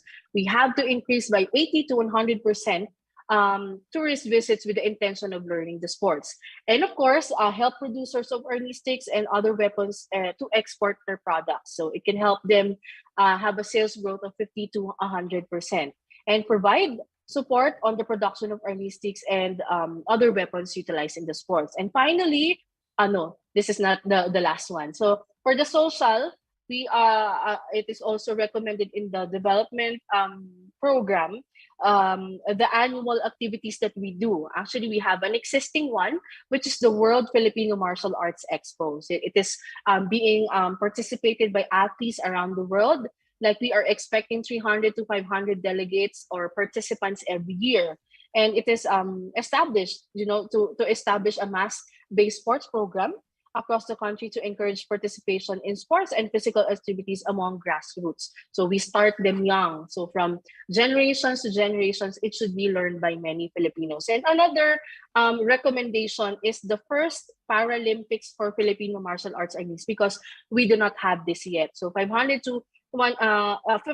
to 100 Paralympic athletes participation is the goal. And then, of course, our cultural aspect is to preserve and retain our cultural identity through the promotion of the Filipino martial arts armies. This one is to contribute to the preservation, promotion, and the propaganda of the rich cultural heritage of indigenous peoples of the Philippines through the revival of the indigenous sports games like armies. So mandatory teaching and putting up armies clubs in schools and colleges and universities. We should showcase and promote armies as our national sports on every major cultural events in the country.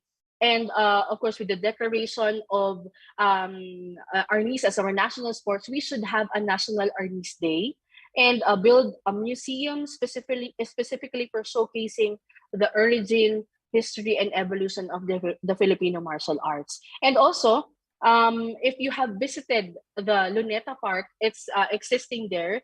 It has caught our attention.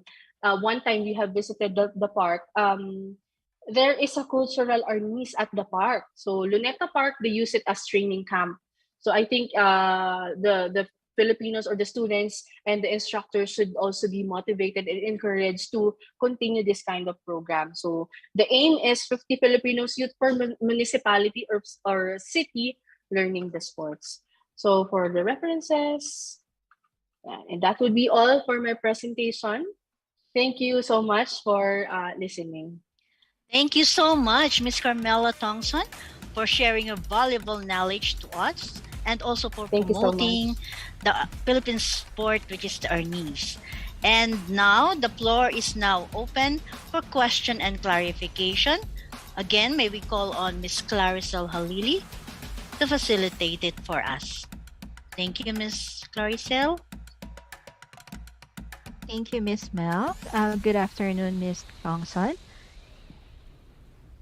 Good afternoon, ma'am. So, for the first question, Ms. Thompson, what is the implication of your work in your area, your study in your area, and what does it change, or how does it change if there's any?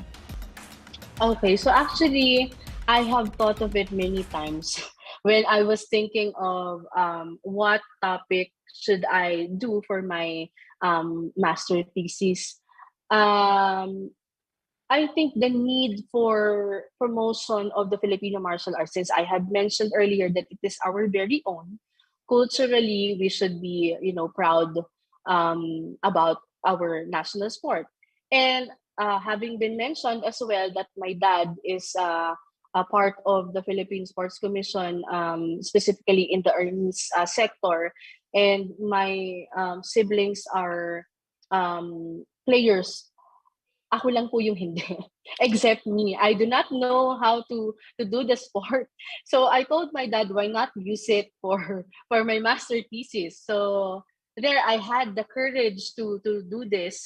And I inlined it with the sports tourism industry.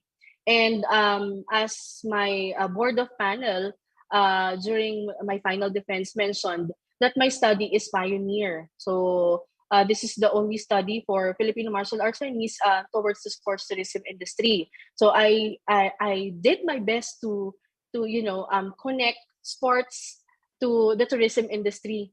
And given that during the time I was writing this paper, it was the SEA Games that was held here in the Philippines, and it is very interesting that we got the most numbered of gold medals in the sports, which is our niece. So I said, why not put it into paper or into study how we can use it to promote our sports tourism industry, the Philippine sports tourism industry, because I've been mentioning this all the time. Filipino martial arts arnis is our very own, and we should be proud of it.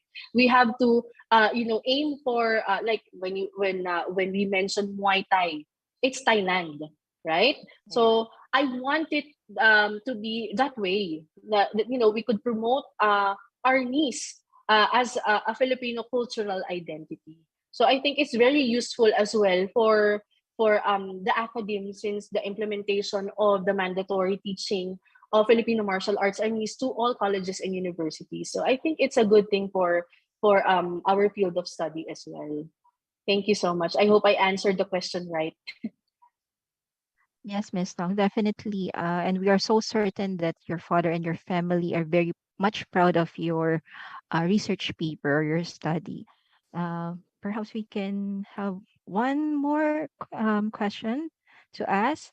Is there any main ethical issues of conducting this research or your research? Actually, as I have also mentioned, I conducted this research during the pandemic. So when I started writing this question, writing this study, the pandemic era came. Like it's the highest peak of the pandemic.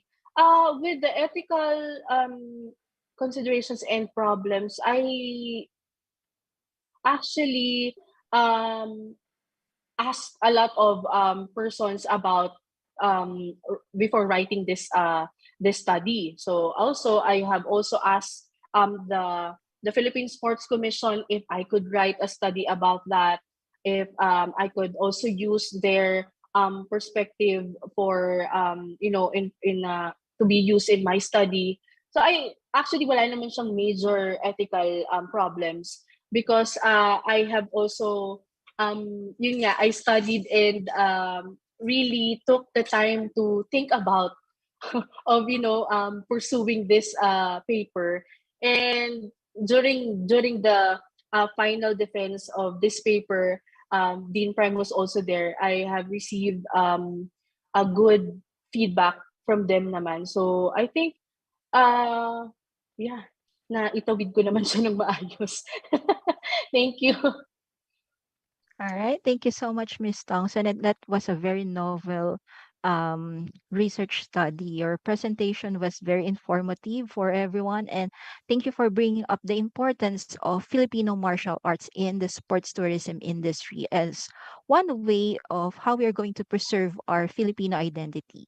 So Thank you so now, much. may I turn you over back to our conference host, Miss Melissa. Thank you, Miss Tongson. Thank you, Ms. Clarissa, and thank you, Ms. Thompson. And now to award the Certificate of Appreciation to our third thesis presenter, may I call on Ms. Patricia May Biseño from the Documentation Committee.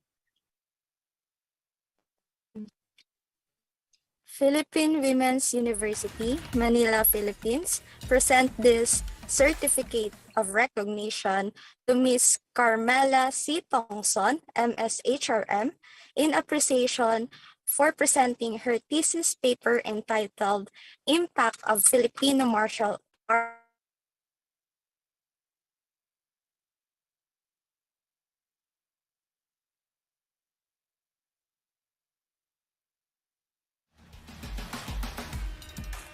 Impact of Filipino martial arts are niche in the sports tourism industry, an assessment. During the second Philippine Women's University School of Hospitality Management International Virtual Research Conference with the theme Cresting 2.0, Research Convergence, Innovation and Resilience among Discipline in the Tourism and Hospitality Industry. Given this 25th day of June 2022, Saturday at the Philippine Women's University, Taft Avenue, Manila City, Philippines, signed by Dr. Ephraim Well Jose Abellana, Dean of School of Hospitality Management, Mr. Lito Bajado Jr., Overall Conference Chairperson, and Mr. John Michael Timosa, Conference Chairperson. Thank you so much. Thank you so much, everyone. Have a great day. Thank you, Ms. Carmela Thompson, and thank you very much, our dearest thesis presenters. And for this, I'd like to invite Ms. Eve Naiji Mantilla for our PM synthesis. Thank you, Ms. Melissa. Good afternoon, everyone. For our first presenter, Ms. Alexis Ruiz de Los Santos, a research title, Culinary Tourism of Burong Kanin in Apalit, Pampanga, Philippines, Basis for a Proposed Sustainable Development Plan. The study is about the development plan of Burong Kanin in Apalit, Pampanga. Nowadays, the influence of other countries, different cuisines that conquered the Philippines, made the culinary tradition of the Filipino cuisine, which is more vibrant and experimental. Specifically, there are a lot of different food preparation in terms of techniques, cooking methods, and also, burong kanin must be sustained because the strength of the dish that binds one of our tradition, this tradition determine the creativity and patience used in preparation of burong kanin. They should be cultivated and preserved because of burong kanin was first begun of unavailability of refrigeration and the request of food variety of food flavor. That is the factor means of sustainability. Burong kanis is indeed, it is a dying culture because of the technologies and the new methods of cooking.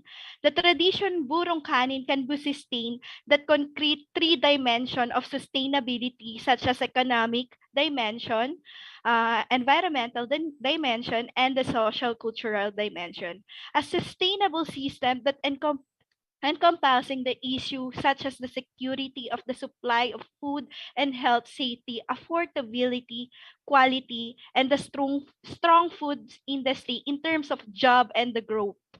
And this is the part of sustainable plan for Burong Kanin. The aim of the study is to integrate the culture practice as well. For our second presenter, Ms. Sunshine Sarmiento, research title, Tourist Behavior, Willingness, and Travel Intention to Boracay Island amidst perceived risk from COVID-19. Miss Sunshine focused on the perceived behavior of tourism towards the threat from COVID-19 virus and and its impact on the intention and the willingness to travel during the pandemic. Because the decision-making process of the traveler is continuously weighted between the limitation and the advantage of leisure. Also, the part of the goal is to propose the guidelines that the tour operator can follow to encourage the tourists to visit a Boracay Island, despite a pandemic, while assuming the safeness of the local community. The purpose of this study is to examine the influence of perceived risk from the COVID-19 epidemic on travel intention. The research design is descriptive correlational method of research. One of the aims of this study is to describe the relationship of two variables between the tourist behavior and the tourist intention to willingness to travel. And for our last presenter will be Miss Carmiela C. Tongson. The research title, Impact of Filipino Martial Art Arnis in the Sports Tourism Industry and Assessment. The study's review provide the evidences that sports tourism development program is in need and must have collaboration efforts made by the Department of Tourism, Philippine Sports Commission, and mostly the government, particularly the executive body of the Philippines. The sports tourism industry, the tourism marketing, and the development planning must be improved and revitalized. The impact associated with sports tourism directly influence the attitude of the local residents towards the sectors. The existence of five-dimensional, which are the economic, cultural, environmental, social, and political impact. Basically, sports tourism is a vast institution that could spur economic activities to create jobs and expand production of local products and other tourism services. This study discovered the different ways on how we can help to promote the Philippines in sports tourism industry, most especially in the national sports of Arnis. For today's presentation was the day of full of learnings and lifelong information, but may help nurture and nourish the world of research, as well as to promote the best practices that can assist the hospitality and tourism industry. We hope our future tourism and hospitality students and even practitioners may use this knowledge in the future, and we should never stop learning because life never stops teaching. Again, thank you very much. Back to you, Miss Susha. Thank you very much, Miss Eve, for summing up and highlighting the special points of this afternoon's presentation. To all our dear presenters, please know that we are truly grateful for the time you've spent and for sharing the learnings that you have imparted to us. Moving forward, we would like to take this opportunity to thank once again the following sponsors for helping this day become possible. For our premium package, we have the Tourism Promotions Board Philippines, a corporate body attached to the Philippine Department of Tourism. Next, we have Mr. Salvador Garcia Hife. Speaking of tourism and hospitality, there is a person who is passionate about our industry. Let us all show our support by following at Sal Garcia Hife on all of his social media platforms such as Facebook, Instagram, Twitter, YouTube, and LinkedIn, as he discusses and discovers more about hospitality and tourism. We also have Ms. Susana Santo Domingo, the owner of Wilken Industrial Services, located at Barangay San Isidro, Parañaque City, Philippines. They offer kitchen exhaust cleaning and hauling and disposal. For our gold package, we also have Miss Darlene Di Maisip of MQ Kitchen Maine. You may follow them on Facebook and Instagram at mqkitchen.maine with their famous tagline, "Pagbagoong na ang pinag-usapan, MQ lang sa kalab." Also have Miss Darnie Halil Javier of Avare Marketing Group Incorporated, a real estate company operating at Cabuyao, Malvar, and San Pablo. Changing lives, one family at a time. We also have Miss Clarissa Perez of Blue Droplets Onshore, a water refilling station providing purified alkaline ionized water at Mabalacat, Pampanga. We have Miss Almarie Joy Umbay Balaman of RDL Pharmaceuticals Lab Inc., a 100% Filipino-owned corporation committed to produce high-quality, safe, and innovative beauty and skincare products. And Edric Publishing House, your one-stop shop for all your tourism and hospitality reference and books needs. For our silver package, we have Mr. John David Verano, owner of 25th and Co. Cakes and Pastries, located at Cabangbang, Daet, Camarines Norte. We also have Ms. Rosemary Ocampo of International Marketing Group and Ms. Leia Verano from International Marketing Group as well. We also have Ms. Rosalina Amora, owner of BV Travel PH Ticketing Service, located at Puerto Princesa City, Palawan, that offers domestic and international airline ticket and passenger vessel ticket. Ms. Agnes Guanco, Ms. Alexis Cuenca, owner of Cuenca Distribution, located at Trece Martires City, Cavite, which is also Asia's Quality Excellence Awardee. Ms. Jaylin Samudio of Big Brew Milk Tea, located at Vincent's, Camarines Norte. We also have Pure Olive Oil, Spanish Style Boneless Tawilis, Steamed Rice, Cake, and also a tok-tok operator. We also have Miss Mariflor Milan, owner of Gem's Gift Shop, located at Oroqueta City, Misamis Occidental, that offers personalized gifts, souvenirs, cakes, and pastries for all occasions. We have Maria Teresa Soria, owner of MS Welding Shop, located at Mercedes, Camarines Norte, and Chef Nino Lagarta, owner of Food Project. You may follow them on Facebook at Nino Lagarta and Instagram at Chef Nino Lagarta of Project Food. And for our bronze package, we have Mr. Alain John Baclayo, owner of Relaxing Staycation at Gilmore Tower, Miss Natalie Barin, and Mr. Paul Saber Morales. Thank you again, and a big gratitude to all our dear sponsors. We would like to thank again all of our speakers who took their time out of their busy schedules to allow us to learn from their research papers. I hope everyone is having a fruitful time of learning today.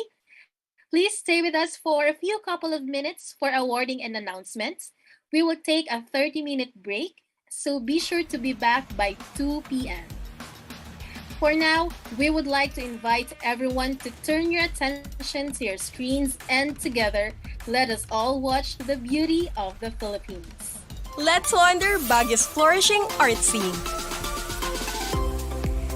Right in the middle of the mountains sits a haven for local artists and craftsmen.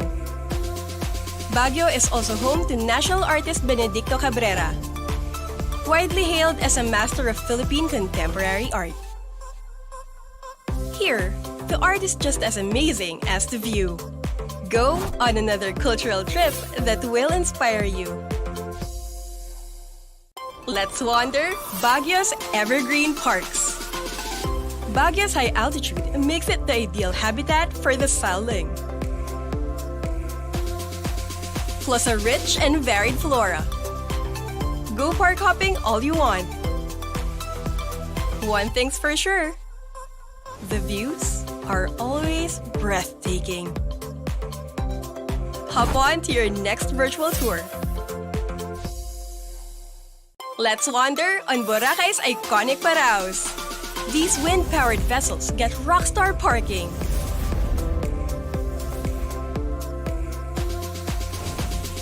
There where you can find the very best views of the island. And have that perfect end to your day in Boracay. Sail off to your next virtual tour. Let's wander Boracay's waters. What a view! There's lots to do, like soar up in the air and get a bird's eye view of the sea. It's not for everyone, but it's definitely unforgettable. Enjoy waves of endless fun in Boracay. Find more unforgettable adventures in your next virtual tour. Let's wander Bukidnon. Welcome to Sincona Forest Reserve. This ASEAN Heritage Park is the only place in the country where Sincona trees are raised for malaria medicine. Ride along its peaceful and scenic trails. Or from the sky! Woohoo! Hope you're not afraid of heights. Soar into your most spectacular adventure. Or have a new one in the next virtual tour. Let's wander Camiguin. Starting off with the famous White Island, a 1.4-kilometer stretch of powdery fine sand. Then to the marine sanctuary of Mantigue Island, one of the best diving spots in the country, known for its rich biodiversity. Cap off your adventure with the majestic Katibawasan Falls. Come again to Camiguin or go on a new virtual adventure. Let's wander the islands of Coron, Palawan. Take a ride through the jagged limestone cliffs that date back to the Jurassic era. Look at that water! Hop around breathtaking island landscapes you'd only see on screensavers. Or visit the island towns that carry a wealth of local history. There isn't a corner of Coron that doesn't take your breath away. But hold your breath for your next virtual tour. Let's wander El Nido, Palawan. Known for its extraordinary natural splendor, coral reefs, and aquamarine waters. It is regularly ranked as one of the most beautiful beaches in the world. The kind of place where you'd want to live on the water. And you actually can. There's no paradise quite like El Nido in the whole world. Find another Philippine paradise in your next virtual tour. Let's wander Manila. Hungry? You came to the right place. Local food crawls offer a taste of the world. Quick, delicious, no fuss food. Just take your pick. There's something here for everyone in the city that loves to eat. Find your next delicious adventure. Let's wander the walled city of Manila. To enter, just pass under the eyes of St. James. You'll find a lot of plazas here and converted structures. Stories in every corner, sacred and historic. Many come for the history, but stay for the pockets of peace you'll find inside Manila's walls. Find your next adventure. Let's wander Cebu, home of the famous lechon. Pigs are roasted for 3 to 7 hours, flavored with secret spices.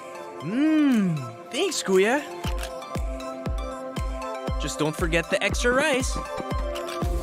After eating, go for a nice walk where blooms await you all year round. Wake your senses in awesome Cebu, or find your next adventure. Let's wander Cebu. With so many activities, it's easy to get caught up in a rush. Just hop on and dive into new experiences. Cebu has the largest oceanarium in the country, where you can learn about marine life without getting your feet wet. Ride the waves in beautiful Cebu, or go on another adventure now. Let's wander the Ilocos Norte sand dunes. If you want to get down and dirty, this paradise is thirsty for adventure. Just choose your ride and rush through landscapes that are always changing.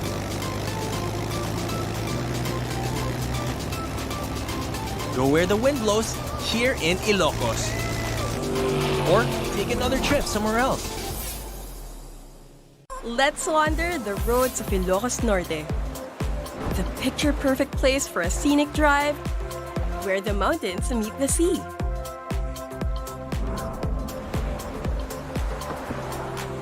drive on up to one of the last Spanish colonial lighthouses of its kind. Enjoy the ride in Ilocos Norte. Or take another trip somewhere else. Let's wander La Union's Tangadan Falls. The perfect side trip after surfing the waves. Hike along the scenic trail and be greeted by the majestic 50-foot falls. Wow! The best part? A dip in its cool, refreshing waters. Seek more thrills in La Union or in the next virtual adventure. Let's wander Pampanga's culinary scene. Known as the country's culinary capital, Pampanga is a regular stopover for foodies, where culture and cuisine combine into the unique fusion of flavors of vibrant Kapampangan dishes. You can fill up on the colors alone. There's so much to sample, especially when you're in a foodie hotspot like Pampanga. Find more Filipino flavors in your next virtual tour. Let's wander Barangay Balisong, home of the proud butterfly knife. Mr. Ona has been making them since he was 12. The 29. 29 centimeters long and the go-to souvenir. The balisong is a symbol of bravery and craftsmanship, one you can help keep alive in historic Batangas. Or take another trip somewhere else. Let's wander the rocky trails of Mount Tapulao, Zambales, the highest peak of the Zambales mountain range. Known for its rocky road trail and pine forest that test the limits of your endurance and toes. Onwards to the mossy forest. And finally, the famous world tree that marks the summit of your adventure around breathtaking Zambales. Get more majestic views in your next virtual adventure. Let's wander Anilao, the quick getaway for gram-worthy dive sites. Coral dives, wreck dives, everything's here. Even clowns.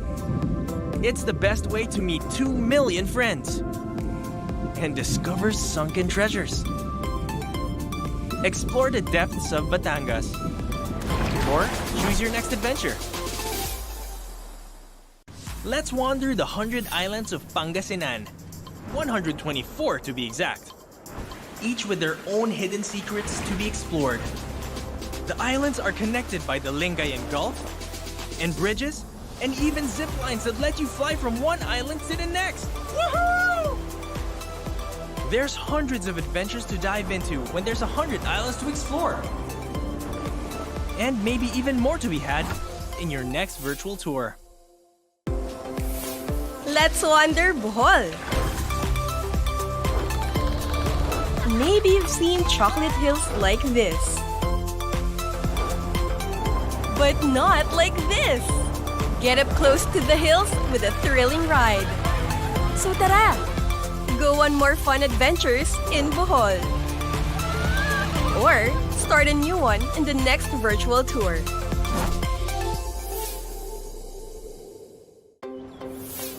Let your taste buds wander in Bohol. Starting with a rare kind of salt made only in the town of Albur. A dinosaur egg? Nope, it's a Sinti Buok, which has a sharp, smoky flavor. Another specialty is ube kinampay, the queen of Philippine yams. Famous for its fragrant aroma and sweet taste. There's always more to explore in Bohol. Or in another foodie paradise. Let's wander Davao. There's nothing like the smell of pine trees in the morning. And finding trails you can get lost in. Thanks, Kuya. Head on up to get a refreshing kind of high. Coming through! Nature meets adventure here in Davao. Go on another virtual trip today. Let's wander Davao. Davao grows some of the finest cacao beans in the world that turns into all kinds of chocolate. You can even make it yourself. Salamat! Meet a national icon. Sinag's wingspan can reach up to 7 feet. Most eagles here are rescues, but supporting sanctuaries like this one help ensure their survival here in Davao. Find your next adventure. Let's wander the islands of Iloilo. Saltwater lagoons? Just hop on. Discover small islands that make you feel like a king. You can also go bar hopping, where it's happy hour every hour. Find more hidden gems in Iloilo, or go on another adventure. Let's wander Iloilo. It's home to many things, including a stairway to heaven. The pilgrimage has 456 steps, but you can always rest along the way. And you made it to heaven, all in one piece. It also offers breathtaking views. Find your haven in Iloilo, or go on another adventure. Let's wander Tarlac and Bataan. In Capas, you'll find a 54-hectare memorial park, which used to be the site of a prison camp that incarcerated thousands. Today, it stands to honor the fallen. This marks the start of the 97-kilometer march that went on for 7 days. After the war, reparations were made, and this bell tower stands to symbolize the reconciliation between the two countries. At Mount Samat, you'll find the Shrine of Valor, the scene of the final stronghold, honoring the gallantry of Filipino and American soldiers. Walk the pages of history in historical Bataan and Tarlac, or go find another adventure. Let's wander the Puerto Princesa Underground River. Safety first! This UNESCO World Heritage Site is famous for its limestone landscapes and stunning cave formations. No wonder it's part of the new 7 Wonders of Nature. Get lost in Palawan's breathtaking sights, or explore more in another virtual tour. Let's wander the historic city of Vigan. This UNESCO World Heritage Site is one of the best preserved Spanish colonial towns in the world. Walk along cobblestone streets of heritage houses and historic attractions dating back to 1500s. Don't forget to take home Ilocano crafts for pasalubong. Travel back in time in Vigan or escape to another world-renowned wonder. Let's wander Baguio's flourishing art scene. Right in the middle of the mountains sits a haven for local artists and craftsmen. Baguio is also home to national artist Benedicto Cabrera, widely hailed as a master of Philippine contemporary art. Here, the art is just as amazing as the view. Go on another cultural trip that will inspire you. Let's wander Baguio's evergreen parks. Baguio's high altitude makes it the ideal habitat for the sileng, plus a rich and varied flora. Go park hopping all you want. One thing's for sure, the views are always breathtaking. Hop on to your next virtual tour. Let's wander on Boracay's iconic paraos. These wind-powered vessels get rockstar parking.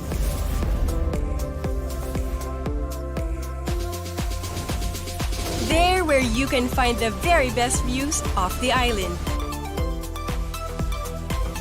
And have that perfect end to your day in Boracay. Sail off to your next virtual tour.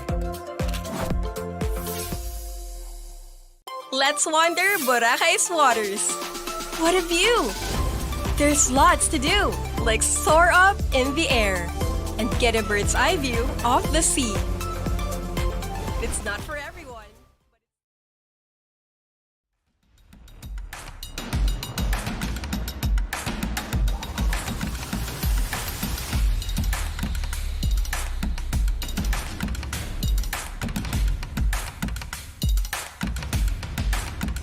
Wow, seeing that video once again make me say it's really more fun with us in the Philippines. Beautiful beaches, amazing wildlife, stunning landscapes, ocean adventure, cultural and culinary delights, and what makes it worth is the warmth and hospitality of the Filipino people. Before we proceed, we would like to inform all our interested applicants the pre-registration, for the first trimester academic year 2022 to 2023 is now accepting online applications. The enrollment period will be on the 4th and 30th of July, and PWU offers hotel and restaurant management, culinary management, and cruise line operations management. For immediate assistance, kindly send an email to admissions@pwu.edu.ph, or you may call 63956-889-8488, 63956-675-4232 for Globe subscribers, and 63928-339-5341 for Smart subscribers. Or you may also visit our official website, pwu.edu.ph. So guys, what are you waiting for? Come and be part of the Philippine Women's University. And now, for an unanticipated part of our afternoon session, we will head on to the awarding of special awards for the Best Thesis Presenter and Paper. For the Best Thesis Presenter and Best Paper Award, may I call on our beloved Dean Efraimuel Jose Abellana to help us in welcoming our international blind reviewer from the Kuala Lumpur country of Malaysia. Thank you very much, Madam Shusha. Again, I am so privileged and so honored. This afternoon, we have for the thesis category, I invited a research director, okay, a former professor of Taylor's University in Kuala Lumpur, Malaysia, or Taylor's College. And I'd like to welcome Professor Patrick Daya to read and announce the best paper and the best thesis presenter 2022. Professor Daya. Thank you very, very much. The most beloved dean of PWU. Without him, I don't think this conference will be well organized. Thank you very, very much. Good afternoon once again, ladies and gentlemen, from Kuala Lumpur, Malaysia, to the beautiful people of the Philippines. Never ending beautiful. It's a pleasure indeed for me to announce best paper and also best presenter. To the three presenters in the PM session, I would like to say congratulations and well done. You have presented a very insightful and informative. This is never ending coming from PWU University. All right, I'm sure everyone is hungry again, so let me not beat around the bush. The Philippines Women University, the most sought after in the Philippines. Sorry, I added some words. School of Hospitality Management presents this certificate of recognition for the best thesis paper during the second Philippines Women University School of Hospitality Management International Virtual Research Conference with the awesome theme of Cresting 2.0, Research Conference, Innovation and Resilience among Disciplines in the Tourism and of course, Hospitality Industry. From, I'm trying to go to DJ side. Let us congratulate Miss Alexis Ruiz on her paper, Culinary Tourism of Burung Kanin in Apalit, Pampanga, Philippines, basis for a proposed sustainable development plan, ... And now you're making me much more hungry. Congratulations, congratulations, congratulations. I hope you can sleep well tonight. Well done, well done, well done. So that was the best paper. And now for the best, that was the best, So now for the best thesis paper award was this one. And I'm so nervous. I need to relax a bit. Okay. Allow me a few seconds to explain to you why I chose this person as a best presenter. Of course, it's a she. There's 3 ladies, so it's very hard for you to guess. Let me announce the name first. Let us congratulate Miss Alexis Ruiz. Miss Alexis Ruiz for the best presenter. Congratulations once again. Your presentation has made me not only hungry, you talked about food, but it's the way that you presented.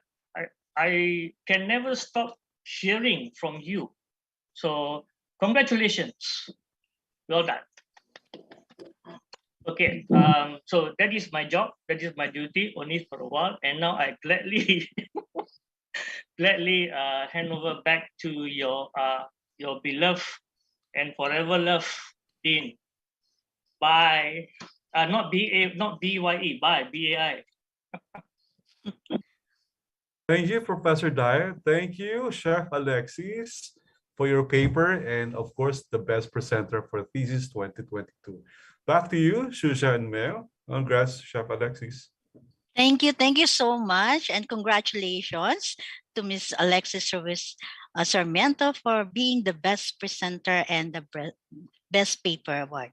And to document this important day, may we request the help of our documentation committee for the photo opportunity with our thesis presenters, deans, and committees, and of course, our guests, our visitors. And may I invite everyone to please open your cameras now. Okay. There you go.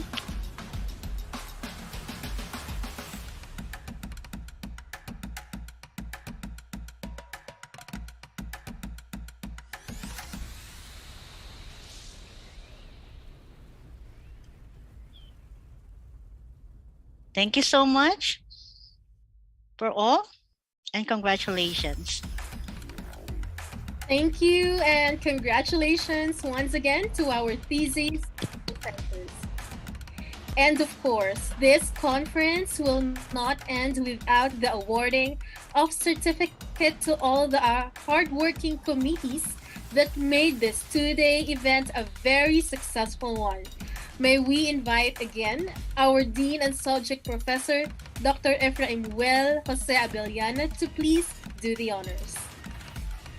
Thank you, Shusha. Thank you, ma'am. And of course, this afternoon, I'd like to say a big thank you, of course, to our PW Multimedia Center, Sir Vlad and his team, and all the amazing people from the marketing department, and everyone who made this possible for our two-day conference. And this afternoon, I'd like to say again to award the hardworking, the very committed students of mine. Okay, so Philippine University School of Hospitality Management, Manila Campus, Philippines, Certificate of Recognition to the Event Management and International Tourism, and 2022 Saturday at the Philippine University, Taft Avenue, Manila City, Philippines. Signed, yours truly, Dina Villana. I'd like to say thank you again, Mr. Bahado, Mr. Timosa, and the rest of your amazing and beautiful and wonderful team. Thank you very much, guys. Thank you so much. Thank you. Shusha? Thank you so much, Dean. Yes. And we would like to show the different committees that you've recognized, Dean. First, we have the documentation committee. Thank you, Rog, Eve, Clarissa, Roshan, Gemaline, and Patricia, the documentation team. And of course, the advertising committee, Dean. Okay, the advertising committee, we have now Queenie, Mel, Anna, Marilyn, and Merlet. And the registration team and evaluation marketing team, Vanessa and Jason. And of course, our finance and sponsorship team, we have L'Oreal and Helen. And our technical experts, we have Clementino, Liana, and of course, Mark. In our program, our day one program host, we have Angelo, Katrina, and today we have Shusha and of course, Mel. Thank you. And our conference chairpersons, of course, Cecil, and of course, Ryan Christian. And our conference chairperson, Mr. John Michael, thank you. And of course, the business person for the last, 4 months, Mr. Lito, our conference overall chairperson. Sir, thank you very much.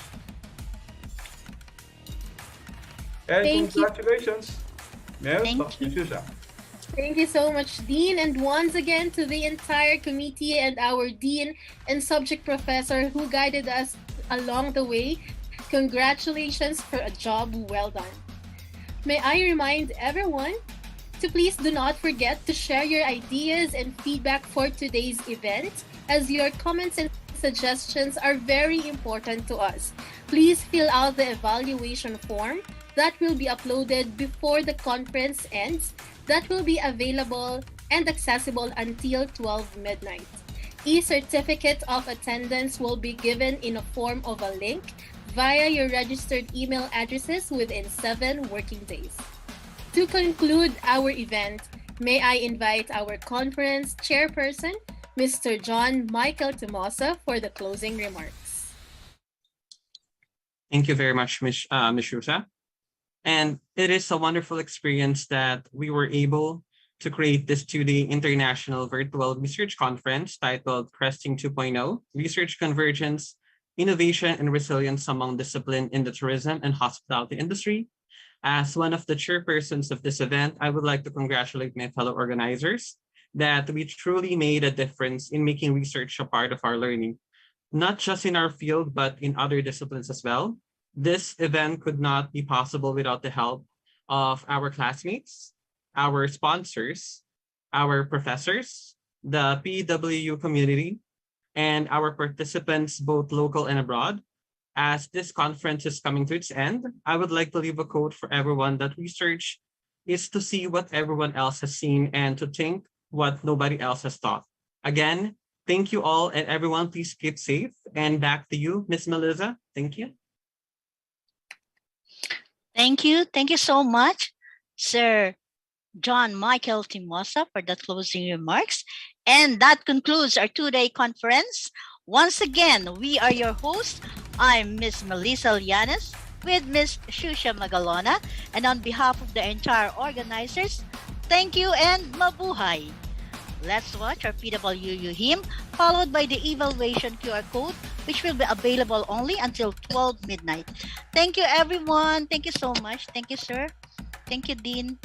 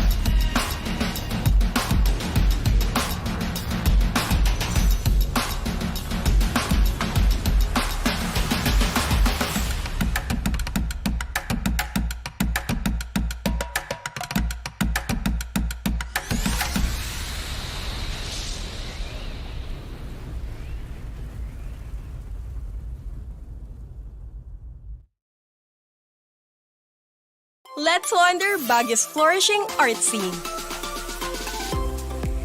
Right in the middle of the mountains sits a haven for local artists and craftsmen. Baguio is also home to national artist Benedicto Cabrera, widely hailed as a master of Philippine contemporary art. Here, the art is just as amazing as the view. Go on another cultural trip that will inspire you. Let's wander Baguio's evergreen parks.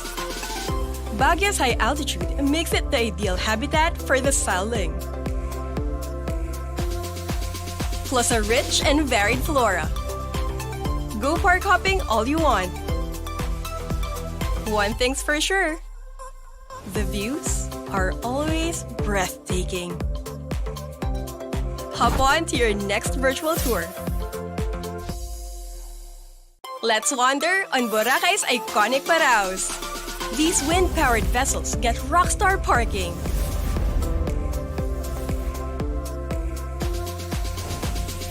There where you can find the very best views of the island. And have that perfect end to your day in Boracay. Sail off to your next virtual tour.